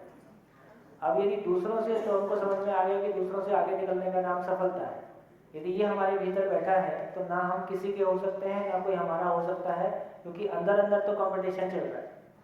बाहर से हम अच्छी भाषा कुछ प्रयोग कर रहे हैं लेकिन अंदर अंदर एक द्वेष बना हुआ है, कंपटीशन बना हुआ है। कम ज़्यादा, छोटा बड़ा, हीनता, अहंकार, युद्ध और संघर्ष सब अंदर अंदर चल रहा है और कभी कभी बाहर प्रकट हो जाता है। तो अब ये पता चला कि एग्जिस्टेंस में तो ऐसा नहीं है, नीम का पेड़ आम के पीछे पड़ा हो, ऐसा प्रॉब्लम नहीं है। तो प्रकृति में देखा जाए तो सब कुछ एक दूसरे के पूरकता के अर्थ में है, उपयोगिता के अर्थ में है, हम एक दूसरे के पीछे पड़े हैं। तो मोटिवेशन अपने आप में पॉजिटिव चीज है कि नेगेटिव चीज है? पॉजिटिव चीज है। और दूसरे से आगे निकलना है, ये मोटिवेशन अपने आप में ये अपने आप में मोटिवेशन का जो तरीका है ये पॉजिटिव है कि नेगेटिव है? ये नेगेटिव है। तो पॉजिटिव चीज नेगेटिव तरीके से नहीं हो सकती। जितने लोगों ने जिंदगी में बड़े परफॉर्मेंस दिए हैं, इनमें से कोई भी ऐसा नहीं था मैं क्रिकेट का स्टार बन गया मान लीजिए तो मैं इसलिए बन गया कि मेरे को वो खेलने में मजा आता था। दूसरे से अच्छा खेलना है ये जिंदगी भर का मोटिवेशन नहीं हो सकता। तो वही लोगों ने परफॉर्म किया जो जिस काम को करते थे उनको वो काम करने में मजा आता है। यदि मेरे को वो काम करने में मजा आता है तो मैं जिंदगी भर उसी मोटिवेशन के साथ कर सकता हूँ, क्योंकि मुझको पढ़ने में मजा आता है। और ये संयोग है कि मैं क्लास में टॉप कर सकता। मैं टॉप करने के लिए नहीं पढ़ा था, मेरे को पढ़ने में मजा आता है, मैं इसलिए पढ़ता हूँ। तो एक क्लासरूम में सभी लोगों के 100 आउट ऑफ 100 आ सकते हैं, तो मेरे 100 आउट ऑफ 100 आ जाए या मेरे दूसरों से ज्यादा आए, क्या मोटिवेशन थी? मेरे दूसरों से ज्यादा आए या 100 आउट ऑफ 100 आ जाए, ये मोटिवेशन तो सबके पास हो सकती है कि मेरे तो परफेक्शन हमारा मोटिवेशन है ना? परफेक्शन हमारा मोटिवेशन है। दिल्ली में हम लगातार ये वर्कशॉप करते हैं तो प्रिंसिपल्स के बीच, स्कूल टीचर्स के बीच में करते हैं। तो मैं 3 एग्जाम्पल देता हूँ। एक एग्जाम्पल ये कि एक व्यक्ति का मोटिवेशन है कि उसकी प्रमोशन हो जाए और पैसा बढ़ जाए, एक प्रिंसिपल का मोटिवेशन ये है। एक दूसरे प्रिंसिपल का मोटिवेशन है कि मेरा स्कूल पूरी दिल्ली में सबसे बेस्ट हो जाए। एक तीसरा प्रिंसिपल है, उसका मोटिवेशन है कि मेरा स्कूल सभी स्कूलों के लिए प्रेरणादायी हो जाए। अब देखते हैं तीनों क्या क्या करेगा। पहले वाला प्रिंसिपल क्या करेगा? मेरा प्रमोशन हो जाए तो क्या करेगा? बाई हुक और क्रुक उसका ध्यान एकेडमिक्स पे रहेगा, स्कूल की व्यवस्था पे रहेगा कि ऊपर बैठे लोगों से लिंक बना के किसको पैसा पहुंचाना है, पैसा पहुंचा के वो किसी भी तरह से अपना प्रमोशन ले ले। तो प्रमोशन पाने का तरीका एकदम अलग है, ठीक ना? उसका ध्यान एकेडमिक्स पे है, ना उसका ध्यान स्कूल की व्यवस्था पे है ना बच्चों पे है। उसका ध्यान अपनी प्रमोशन, अपने तरीके से आगे बढ़ने पे, जिसको उसने आगे बढ़ना माना हुआ है। एक दूसरा व्यक्ति है जिसको लगता है कि नहीं, मेरा स्कूल दिल्ली में सबसे बेस्ट होना चाहिए, वो क्या करेगा?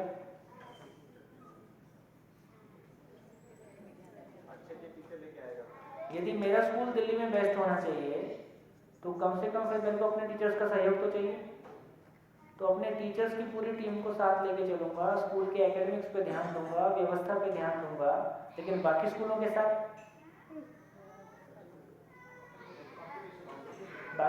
साथ कोई अपनापन नहीं होगा और ईर्ष्या द्वेष होगा। कहाँ दूसरे को कम सिद्ध कर दूं, कोई अच्छा कर रहा है तो वहां से टीचर निकलवा दूं, मेरी अप्रोच हो तो ताकि उसका अच्छा मत हो जाए, मेरा पीछे मत रह जाए।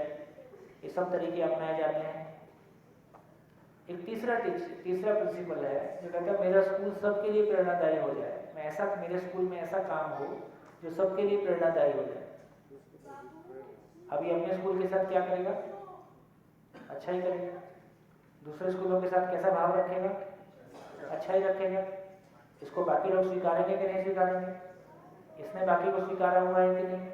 स्वीकारा ही हुआ है। क्या हो गया? तो ये बात समझ में आया कि एग्जिस्टेंस में प्रेरणा है। एग्जिस्टेंस में देखें तो प्रेरणा है। एग्जिस्टेंस में हार जीत नहीं है, आगे पीछे नहीं है, छोटा बड़ा नहीं है, ईर्ष्या द्वेष नहीं है, झगड़ा झंझट नहीं है।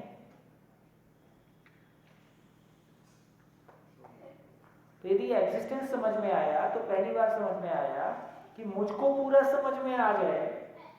यदि स्किल के लेवल पे कहें तो मैथ्स में से सीबीएसई के हर साल के रिजल्ट में से मैथ्स में से कितने लोगों के 100 आउट ऑफ 100 आते हैं? 4-5 हजार लोगों के आते ही हैं। 4 से 5 हज़ार लोगों के, अब तो मतलब बहुत पुरानी बात बता रहा हूँ, जो भी कम ज़्यादा होगा मुझको नहीं पता, लेकिन 100 आउट 100 तो सभी के आ सकते हैं कि नहीं? आ तो सकते हैं ना, उसको कोई नियम तो नहीं है कि बाकी के नहीं आए। तो मैं परफेक्शन के लिए सोचूं या दूसरे से आगे निकलने के लिए सोचूं? परफेक्शन। तो मेरी फैक्ट्री में परफेक्शन, मेरे जीने में परफेक्शन, मेरे भाव और विचार में परफेक्शन, मेरे संबंध में परफेक्शन, ये मुझको स्वीकार होगा कि नहीं होगा? ये दूसरों को स्वीकार होगा कि नहीं होगा? दूसरे भी ऐसा होना चाहेंगे कि नहीं? यदि वो ऐसा होना चाहते हैं और मेरे पास हैं तो मेरा सम्मान होगा कि नहीं होगा? इसमें कहीं अंतर विरोध है? इसमें कोई बाह्य विरोध है? इसका मतलब ये नेचुरल है।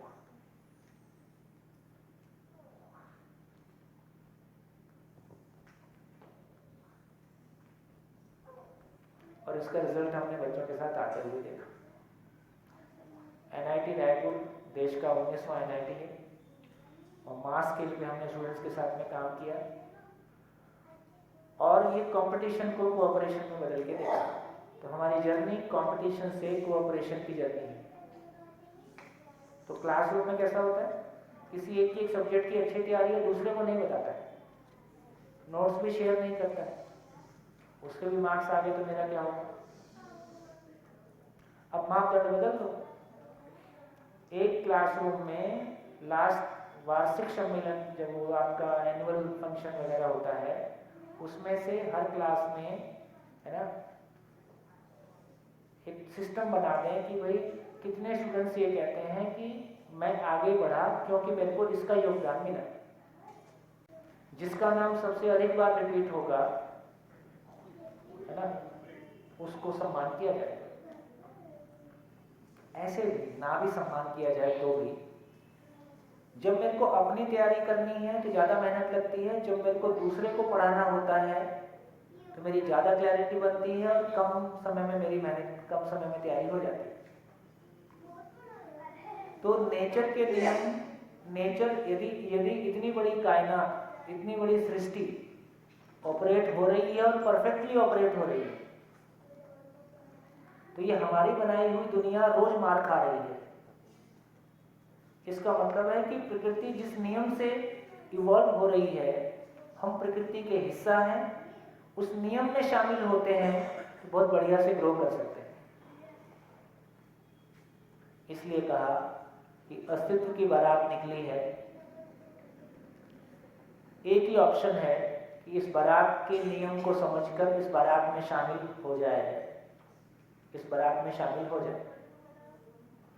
अपने बारात निकालने की कोशिश की तो जनाजा निकलेगा, ये भी पक्का है।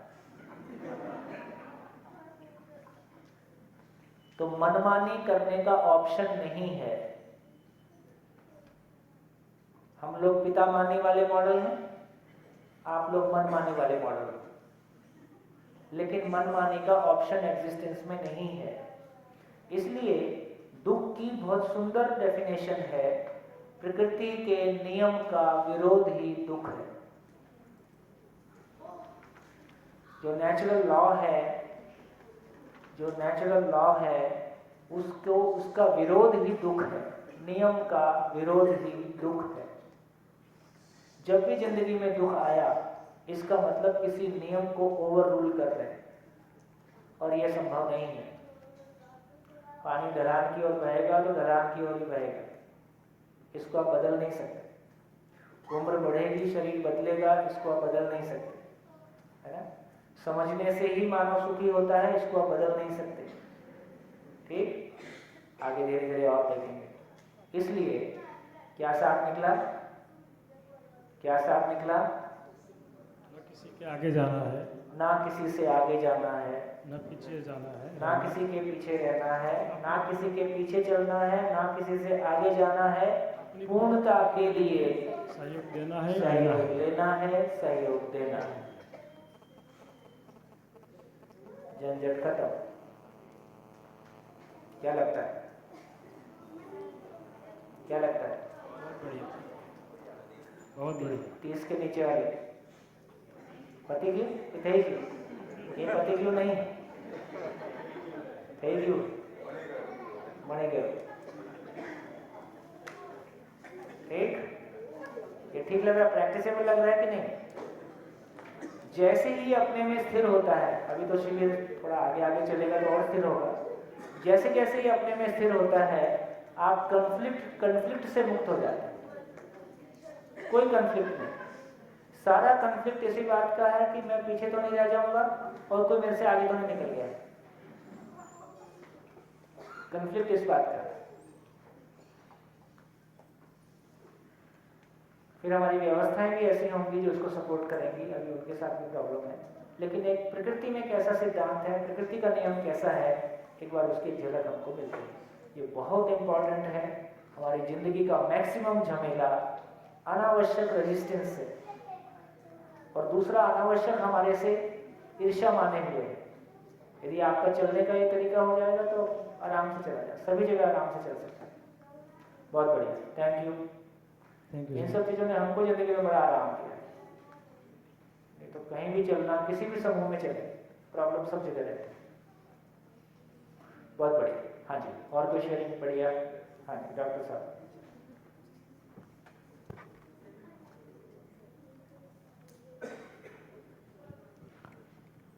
जब सुरेश भैया जी ने त्यागवल्लभ स्वामी जी का उदाहरण दिया था कि वो कैसे सबका ख्याल रखते हैं, तो मैंने भी आत्मीय की फैकल्टी को पूछा, एक नाम नहीं बताऊंगा, लेकिन मैंने उनसे पूछा कि आपने त्यागवल्लभ स्वामी जी में ऐसा क्या देखा जो उनमें से हम ले सके, सीख सके। तो उनमें से एक बात उन्होंने बताई कि त्यागवल्लभ स्वामी जी ने कुछ भी नहीं था कैंपस, जब जंगल था उसमें से अभी आत्मीय यूनिवर्सिटी खड़ी की, तो काफ़ी मुश्किल ही तो स्वाभाविक है आई होंगी, लेकिन उन्होंने हमेशा लोगों का ध्यान रखा, जो उनके एम्प्लॉयज़ थे, और सबको इतना प्यार दिया और उनका ही इतना ख्याल रखा कि उन्होंने एक ऐसा प्रिंसिपल सेट कर दिया कि when you take care of people, people will take care of their responsibilities. जब आप लोगों का ख्याल रखेंगे आपसे जुड़े हुए, तो वो अपने आप अपनी जिम्मेदारियों का ख्याल रखेंगे, वो उसे निभाएंगे। उन पे प्रेशर डालेंगे या उनसे ज़बरदस्ती करवाएंगे तो शायद वो काम ना हो पाए। दूसरा, जैसे आपने बताया कि कंपटीशन नहीं बट कोऑपरेशन का भाव रखें, कि जब सब लोग एक दिशा में आगे बढ़ना चाहते हैं, कुछ अच्छा करना चाहते हैं, तो एक दूसरा उदाहरण उनकी लाइफ का ऐसा है कि जब एक नामांकित इंस्टीट्यूट जब राजकोट में एस्टेब्लिश हो रहा था, शुरुआत थी, तो आत्मीय की एक फैकल्टी को वहाँ पे लाइब्रेरी सेटअप करने के लिए बुलाया गया। अभी कोई दूसरा इंस्टीट्यूट हो, ज़्यादा प्रोफेशनल हो, तो बोलेंगे कि हम क्यों जाए, ऐसा सोच के ही शायद वहीं से कट कर ले। लेकिन जब ये मैसेज त्यागवल्लभ स्वामी जी को मिला, तो त्यागवल्लभ स्वामी जी ने उस फैकल्टी को वहाँ पे जाने के लिए गाड़ी तक आत्मीय की तरफ से प्रोवाइड कीजिए कि नहीं, वो भी एक एजुकेशनल इंस्टीट्यूट एस्टैब्लिश कर रहे हैं अच्छी भावना से, तो आप जाइए। तो ये जो कंपटीशन नहीं बट कोऑपरेशन वाली भावना है फॉर अ कॉमन कॉज, तो ये दो चीज़ें ध्यान में आई मेरे। बढ़िया। हमारी मुसीबत क्या है? ये हम क्यों नहीं कर पा रहे ऐसा? हम ऐसा क्यों नहीं कर पा रहे? नहीं, हम ऐसा क्यों नहीं कर पा रहे हैं? मेरा क्या होगा? नहीं, नहीं। हाँ, हमारे पास, हाँ, अब वो जो पूर्णता का नाम लिया जा रहा है कि पूर्णता के लिए सहयोग लेना है, देना है, वो पूर्णता स्पष्ट नहीं है, पूर्णता की क्लैरिटी नहीं है। मेरे को कहीं पहुंचना है तो मेरे को अपने में उसका एड्रेस पता नहीं है, मैं भीड़ में चल रहा हूँ, बस इससे भी आगे निकल जाऊँ, उससे भी आगे निकल जाऊँ, और जिधर ये भीड़ जा रही होगी उधर ही मंजिल है। मंजिल मेरी अपनी नहीं है, मंजिल मेरी अपनी नहीं है। यदि मंजिल अपनी होगी, यदि मंजिल का पता होगा, तो मंजिल की तरफ, मंजिल का बल्ब जल रहा है, मैं तो उस तरफ चलूंगा। फिर कोई आगे रह गया, पीछे रह गया, मुझको पता ही है, जो सुबह चर्चा हुई, सबकी मंजिल एक, सबको मिलेगी। यदि ये भरोसा हो गया तो कैसे चलेंगे? फिर आराम से चलेंगे, है ना? तो मंजिल को लेके क्लैरिटी नहीं है, अपनी ज़िंदगी के पर्पस को लेके क्लैरिटी नहीं है। यदि अपनी ज़िंदगी के पर्पस को लेके क्लैरिटी होगी तो चलना बहुत आसान होगा, फिर वो घबराहट पैदा नहीं होगी कि पीछे रह गया कि आगे रह गया। बढ़िया, बहुत बढ़िया। तो पूर्णता आंखों से ओझिल होता है तो सापेक्षता गले पड़ जाता है। पूर्णता आंखों से ओझिल होता है तो सापेक्षता गले पड़ ही जाता है, फिर हम सापेक्षता में ही जिए। तो पूर्णता की क्लैरिटी होगी तो सापेक्षता कभी पास नहीं फटकेगा। तो सार बात क्या निकला कि पूर्णता हमारे पास नहीं है, पूर्णता की क्लैरिटी हमको नहीं है। पूर्णता की क्लैरिटी हमको हो जाए, है ना, मेरी अपनी ज़िंदगी की पूर्णता क्या है, मेरे परिवार की पूर्णता क्या है, समाज की पूर्णता क्या है ना, ये क्लैरिटी मुझको नहीं है। बढ़िया, बहुत बढ़िया। आगे चले। गुड। तो इस चर्चा से ये निकल के आया कि समाधान बराबर सुख है, और समाधान क्या है? व्यवस्था की समझ, और व्यवस्था की ही निरंतरता है, इसलिए उसे तो चिंता करें। चलिए थोड़ा सा आगे और बढ़ते हैं। यदि ये थोड़ी सी क्लैरिटी बन रही है तो क्या हम थोड़ा डिफरेंशिएट कर सकते हैं कि जिसको अभी तक सुख मानते आ रहे थे और जो ये नया सुख सामने आया है, दोनों में क्या अंतर है? अभी तक जिसको सुख मान रहे थे फिर वो क्या था?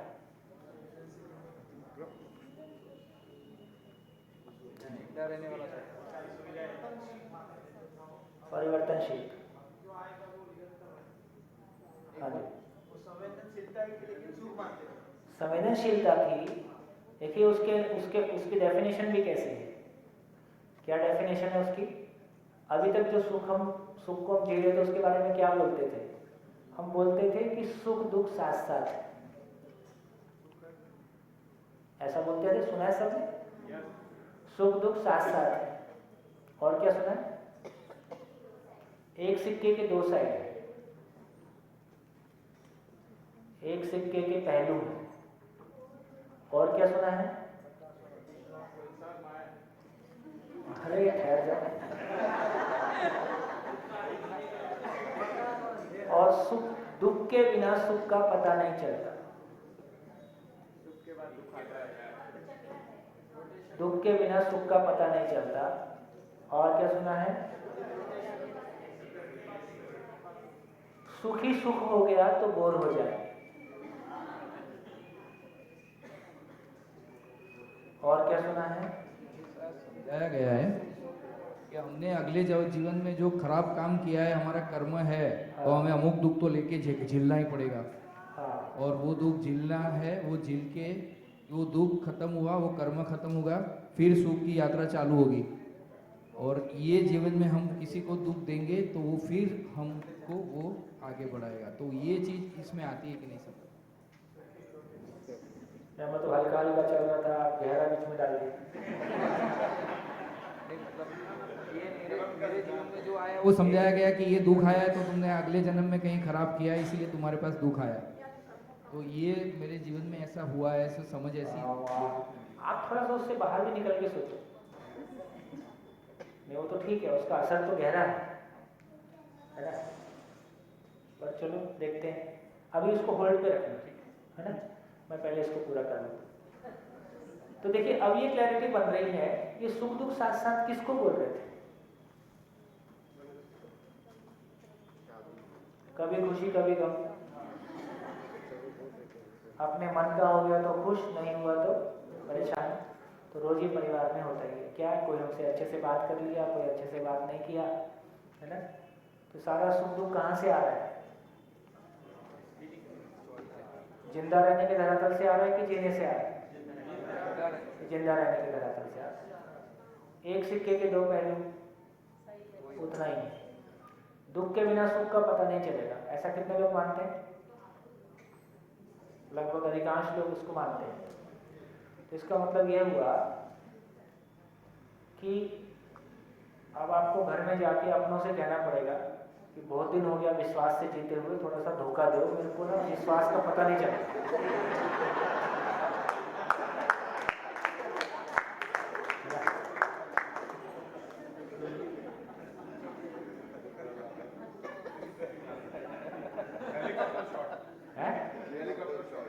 शॉर्ट। ऐसा हम बोलते हैं तो हम माँ बाप के साथ पति पत्नी है ना 10 साल हो गया विश्वास के साथ जीते हुए, 25 साल हो गया। बोले देखो मैं विश्वास से मैं बोर हो गया हूँ और मेरे को कुछ पता नहीं चल रहा विश्वास हमारे बीच में है कि नहीं है ना। तो एक आध बार तलाक वलाक हो जाए तो हमको धोखे से विश्वास का पता चलता है कि विश्वास से विश्वास का पता चलता है। और विश्वास की निरंतरता चाहते हैं कि बीच बीच में धोखा चाहते हैं। फिर हम क्या बोल रहे हैं कि दुख के बिना सुख का पता नहीं चलता है। इसका मतलब हमारा सुख दुख कौन सा है? ये सारा सुख दुख खाखरा फाफरा डोगला मांडवा हांडवा ये वही वाला है। एसी मिल गया, गाड़ी मिल गई, अपने मन का कपड़ा मिल गया, सिंगापुर घूम आए, 4 लोग को बता के उनको बेहोश किए। सिंगापुर घूमने का सब जो ये लोग पैकेज टूर में जाते हैं ना उनकी बड़ी मुश्किल होती है। वो अंदर से तो उसको पता है वो धक्का खा के आए।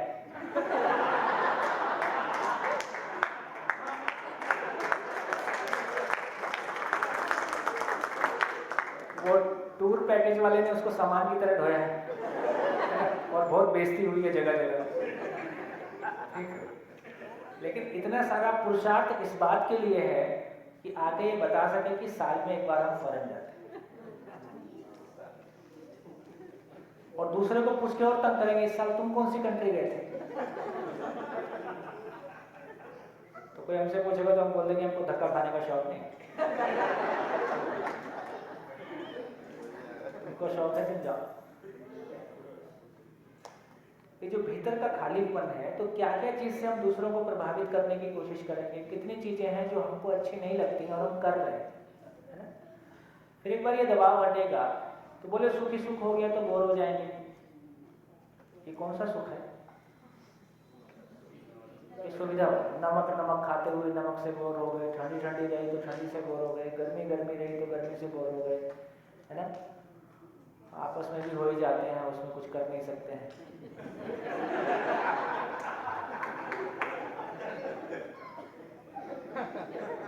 जब शरीर के साथ जीते हैं तो आपस में भी बोर हो जाते हैं क्योंकि शरीर भी परिवर्तनशील चीज है। मैं मजाक नहीं कर रहा हूँ, सीरियसली बोल रहा हूँ।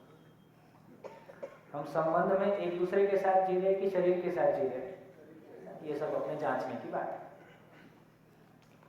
तो धीरे धीरे अब ये पता चल रहा है कि जिसको अभी तक हम सुख दुख की बात कह रहे थे, देखो कितना बड़ा कॉन्फ्लिक्ट है। बोले सुख दुख साथ साथ है, इसका मतलब निरंतर सुख नहीं हो सकता। यदि सुख दुख साथ साथ है तो निरंतर नहीं हो सकता, और यदि निरंतर है तो ये साथ साथ नहीं रह सकता। इसका मतलब है कि वो एक दूसरी दुनिया है जिसकी बात हो रही है सुख की, और जिसको हम सुख मान रहे थे वो शरीर से जुड़ा हुआ संसार है। उसमें कभी अपने मन का हो गया, अनुकूलता प्रतिकूलता है, सुख दुख अलग चीज है। एक बार फिर थोड़ा सा और गहरे जाओ तो वो ज्ञान वाली बात आ जाती है, शास्त्रों की कुछ बात आ जाती है। बोले पहला सुख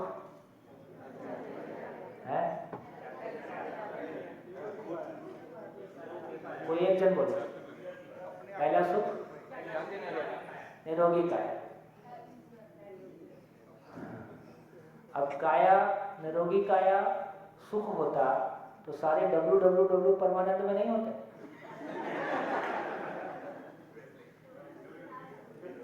अरे वो जो पशु टाइप लड़ते हैं,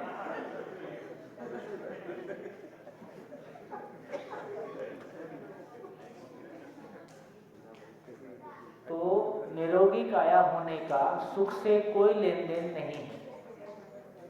निरोगी काया होने से इतना ही हुआ कि शरीर से दुख नहीं मिल रहा है। निरोगी काया होने से इतना ही हुआ कि शरीर से दुख नहीं मिल रहा है। जिसको सुख कह रहे हैं वो स्टेट ऑफ माइंड है, उसका शरीर के स्वास्थ्य से ज्यादा लेन देन नहीं है। ये भी है। दूजा सुख है घर में हो माया, ऐसा मेरा वाला है, मैंने जो सुना है वो ऐसा। माया मतलब पैसा। अब ये पैसा सुख है कि सुविधा है? इसका सुख से कोई लेन देन नहीं है। तीजा सुख सुलक्षणा नारी। अब ये सुलक्षणा नारी होता है, सुलक्षणा पति क्यों नहीं होगा? पुरुष क्यों नहीं होगा?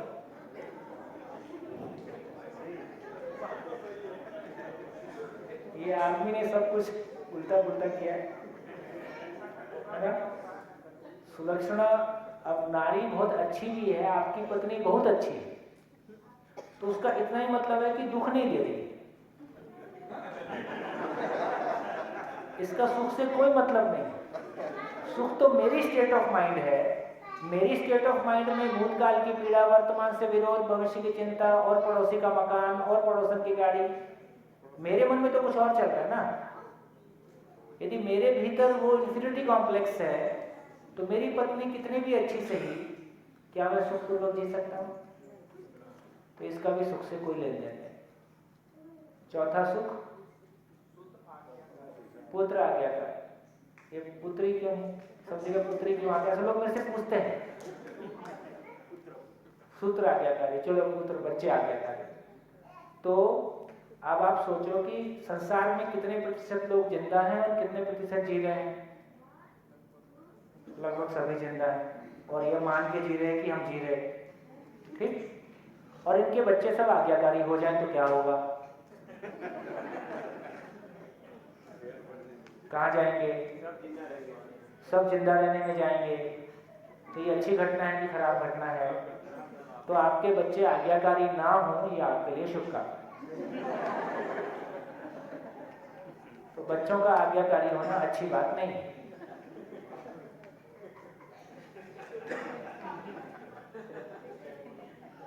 माँ बाप भी खुश, अब दुखी होने के लिए कुछ बचा ही नहीं। तो इसका भी बच्चों का आज्ञाकारी होने से सुखी होने का कोई लेन देन ही नहीं है। इतना ही है कि मेरे को दुखी नहीं करेगा। लेकिन मेरा सुखी होना तो मेरा स्टेट ऑफ माइंड है। मेरा सुखी होना तो मेरा स्टेट ऑफ माइंड है। मेरा स्टेट ऑफ माइंड तो मेरा लेवल ऑफ कॉन्शियसनेस है, मेरी चेतना का स्तर है। मेरी चेतना के स्तर का दूसरे का प्रभाव उस पर नहीं पड़ रहा है। मैं सुखी दुखी हूँ तो मेरे भाव और विचार के कारण सुखी दुखी हूँ। मैं सुखी दुखी हूँ तो अपनी अपनी अपनी कंडीशनिंग की वजह से दुखी हूँ, है ना। इसका मतलब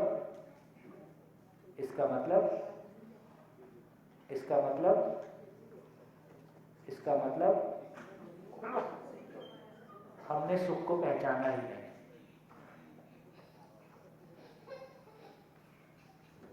तो पिछले 2 लाख साल में हमने सुख को, यदि मैं किसी शास्त्र महापुरुष की बात नहीं कह रहा हूँ, मैं तो केवल समाज के देख के कह रहा हूँ, लोगों को देख के कह रहा हूँ, जैसा हम लोग जी रहे हैं उन सबको देख के केवल इतना कह रहा हूँ कि जो हमारी अंडरस्टैंडिंग है, जो हमारी समझ है, मान्यताएं हैं, जीवन शैली है, उसको देख के क्लियरली समझ में आता है कि हमको सुख समझ में आया नहीं आया। सुबह से शाम तक की अपनी एक्टिविटीज देख लीजिए, आपको समझ में आ जाएगा कि आपको सुख कितना समझ में आया। सारी जिंदगी के इतने सारे प्रयासों के बाद क्यों दुख बढ़ रहा है भाई? क्योंकि मेरे को सुख का रास्ता नहीं पता है। नेचर में कोई स्ट्रगल करता हुआ दिखाई नहीं देता, आदमी इतनी स्ट्रगल करता हुआ दिखाई देता है।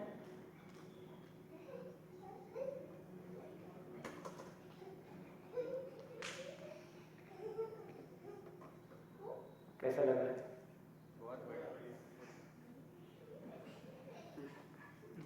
ठीक लग रही बात? मैं कोई इलॉजिकल बात तो नहीं कर रहा, कुछ ऐसा तो नहीं कह रहा हूँ आप संकोचवश कुछ नहीं कह रहे हो और आपको लग रहा है बात तो ठीक नहीं हो रही है। हाँ बोलिए। कोई शेर को, गाय को तो चंद्रमा तक जाना है नहीं, वो क्यों स्ट्रगल करेगा? आदमी को जाना है, मंगल तक जाना है, इसके लिए भले स्ट्रगल। अरे बीवी के दिल, अपने अपनों के दिल तक पहुंच जाओ, चंद्रमा से बाद में निपट लेना। अपने घर में पहुंच नहीं पा रहे, चंद्रमा तक जाएंगे, वहां जाके सुसु साफ करके पिएंगे। क्या मतलब है? देखिए, मैं किसी साइंटिफिक डिस्कवरी या इसको मना नहीं करता हूँ, हम जाएं 10 बार जाएं। तो इसका मतलब ये हुआ कि यदि मानव को जीना है तो उसके पास वो कल्पनाशीलता, कर्म स्वतंत्रता भी है जो पशु के पास नहीं है।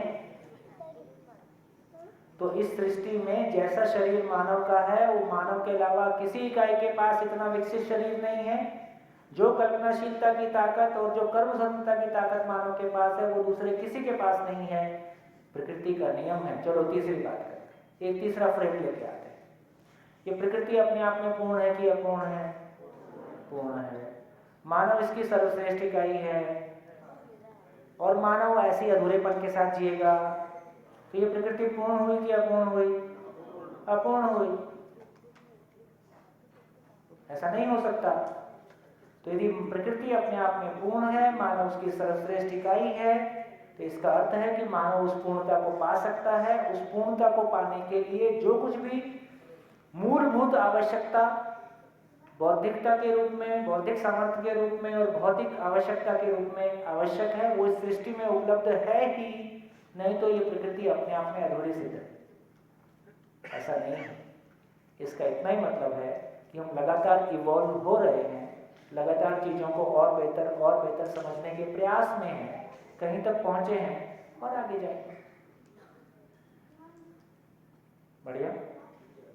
आज ऐसे भी देश हैं इस धरती पे जहां सभी को वोट देने का अधिकार नहीं है।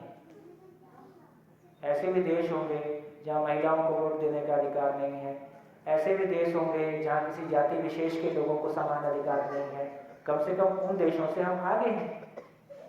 सबको वोट देने का अधिकार है, सैद्धांतिक रूप से स्त्री पुरुष में समानता की बात है, मानव मानव में समानता की बात है, लेकिन फिर भी बहुत सारी जर्नी शेष है। तो उस जर्नी को पूरा करें।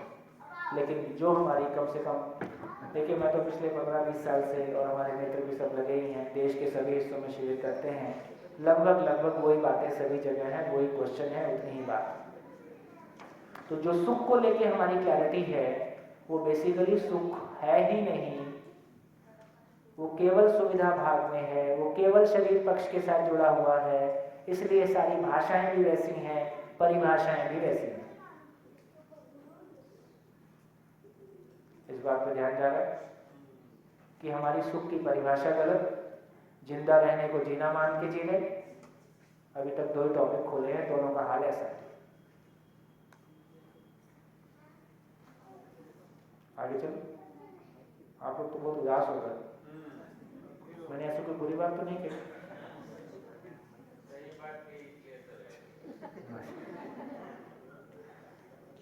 हाँ, ब्रेक शेयरिंग। आज शेयरिंग आप उंगली उठाते तो मेरा मतलब ब्रेक ही है। ऐसा ये चांद पर जाने की बात हुई, उस रेफरेंस में शेयरिंग है। मैं अमेरिका में चार्ली ड्यूक का मेहमान था। अच्छा। जो उन्होंने चांद के ऊपर लैंड रोवर चलाई। अच्छा। चांद पर जाने से पहले वो पूर्ण प्रकार के नास्तिक व्यक्ति थे और सिर्फ फिजिक्स केमिस्ट्री वही उनका सब्जेक्ट था, एस्ट्रोनॉमी के साथ साथ। वो जब चांद पर से लौट आए तो भी अफ्रीका के अंदर आदिवासियों के बीच में काम कर रहे हैं। इतना ही नहीं, उन्होंने मेरे साथ जो शेयरिंग किया था उसको ये समझ में आया कि चांद पे जाके भी वो सुकून नहीं मिला जो मुझे अफ्रीका में काम करते हुए मिल रहा है। उन्होंने मुझे अपनी लिखी हुई किताब गिफ्ट की। उस किताब का नाम है walk on the moon, walk with the sun. Walk on the moon, चांद पर चढ़ा, walk with the sun. Jesus को भगवान का बेटा मानते हैं, वो क्रिश्चियन बन गए। पहले नास्तिक थे, फिर क्रिस्ती बन गए और पूरी जिंदगी सेवा में लगा दी। तो अभी मेरा ध्यान जा रहा है, जब मेरे एक भाई ने सवाल उठाया चांद पर जाना, और आपने कहा कि पड़ोसी के घर जाना। धन्यवाद।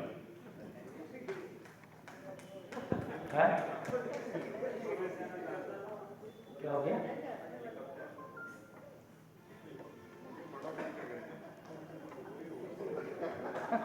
क्या हो गया?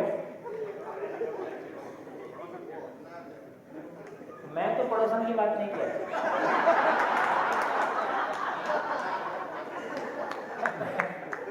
मैंने तो अपने घर जाने की बात की।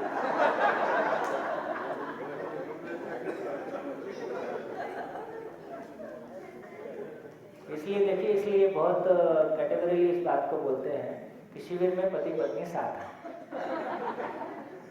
ताकि आपका व्यवहार और आपकी टिप्पणियां नियंत्रित रहे। आपका कुछ नहीं हो सकता।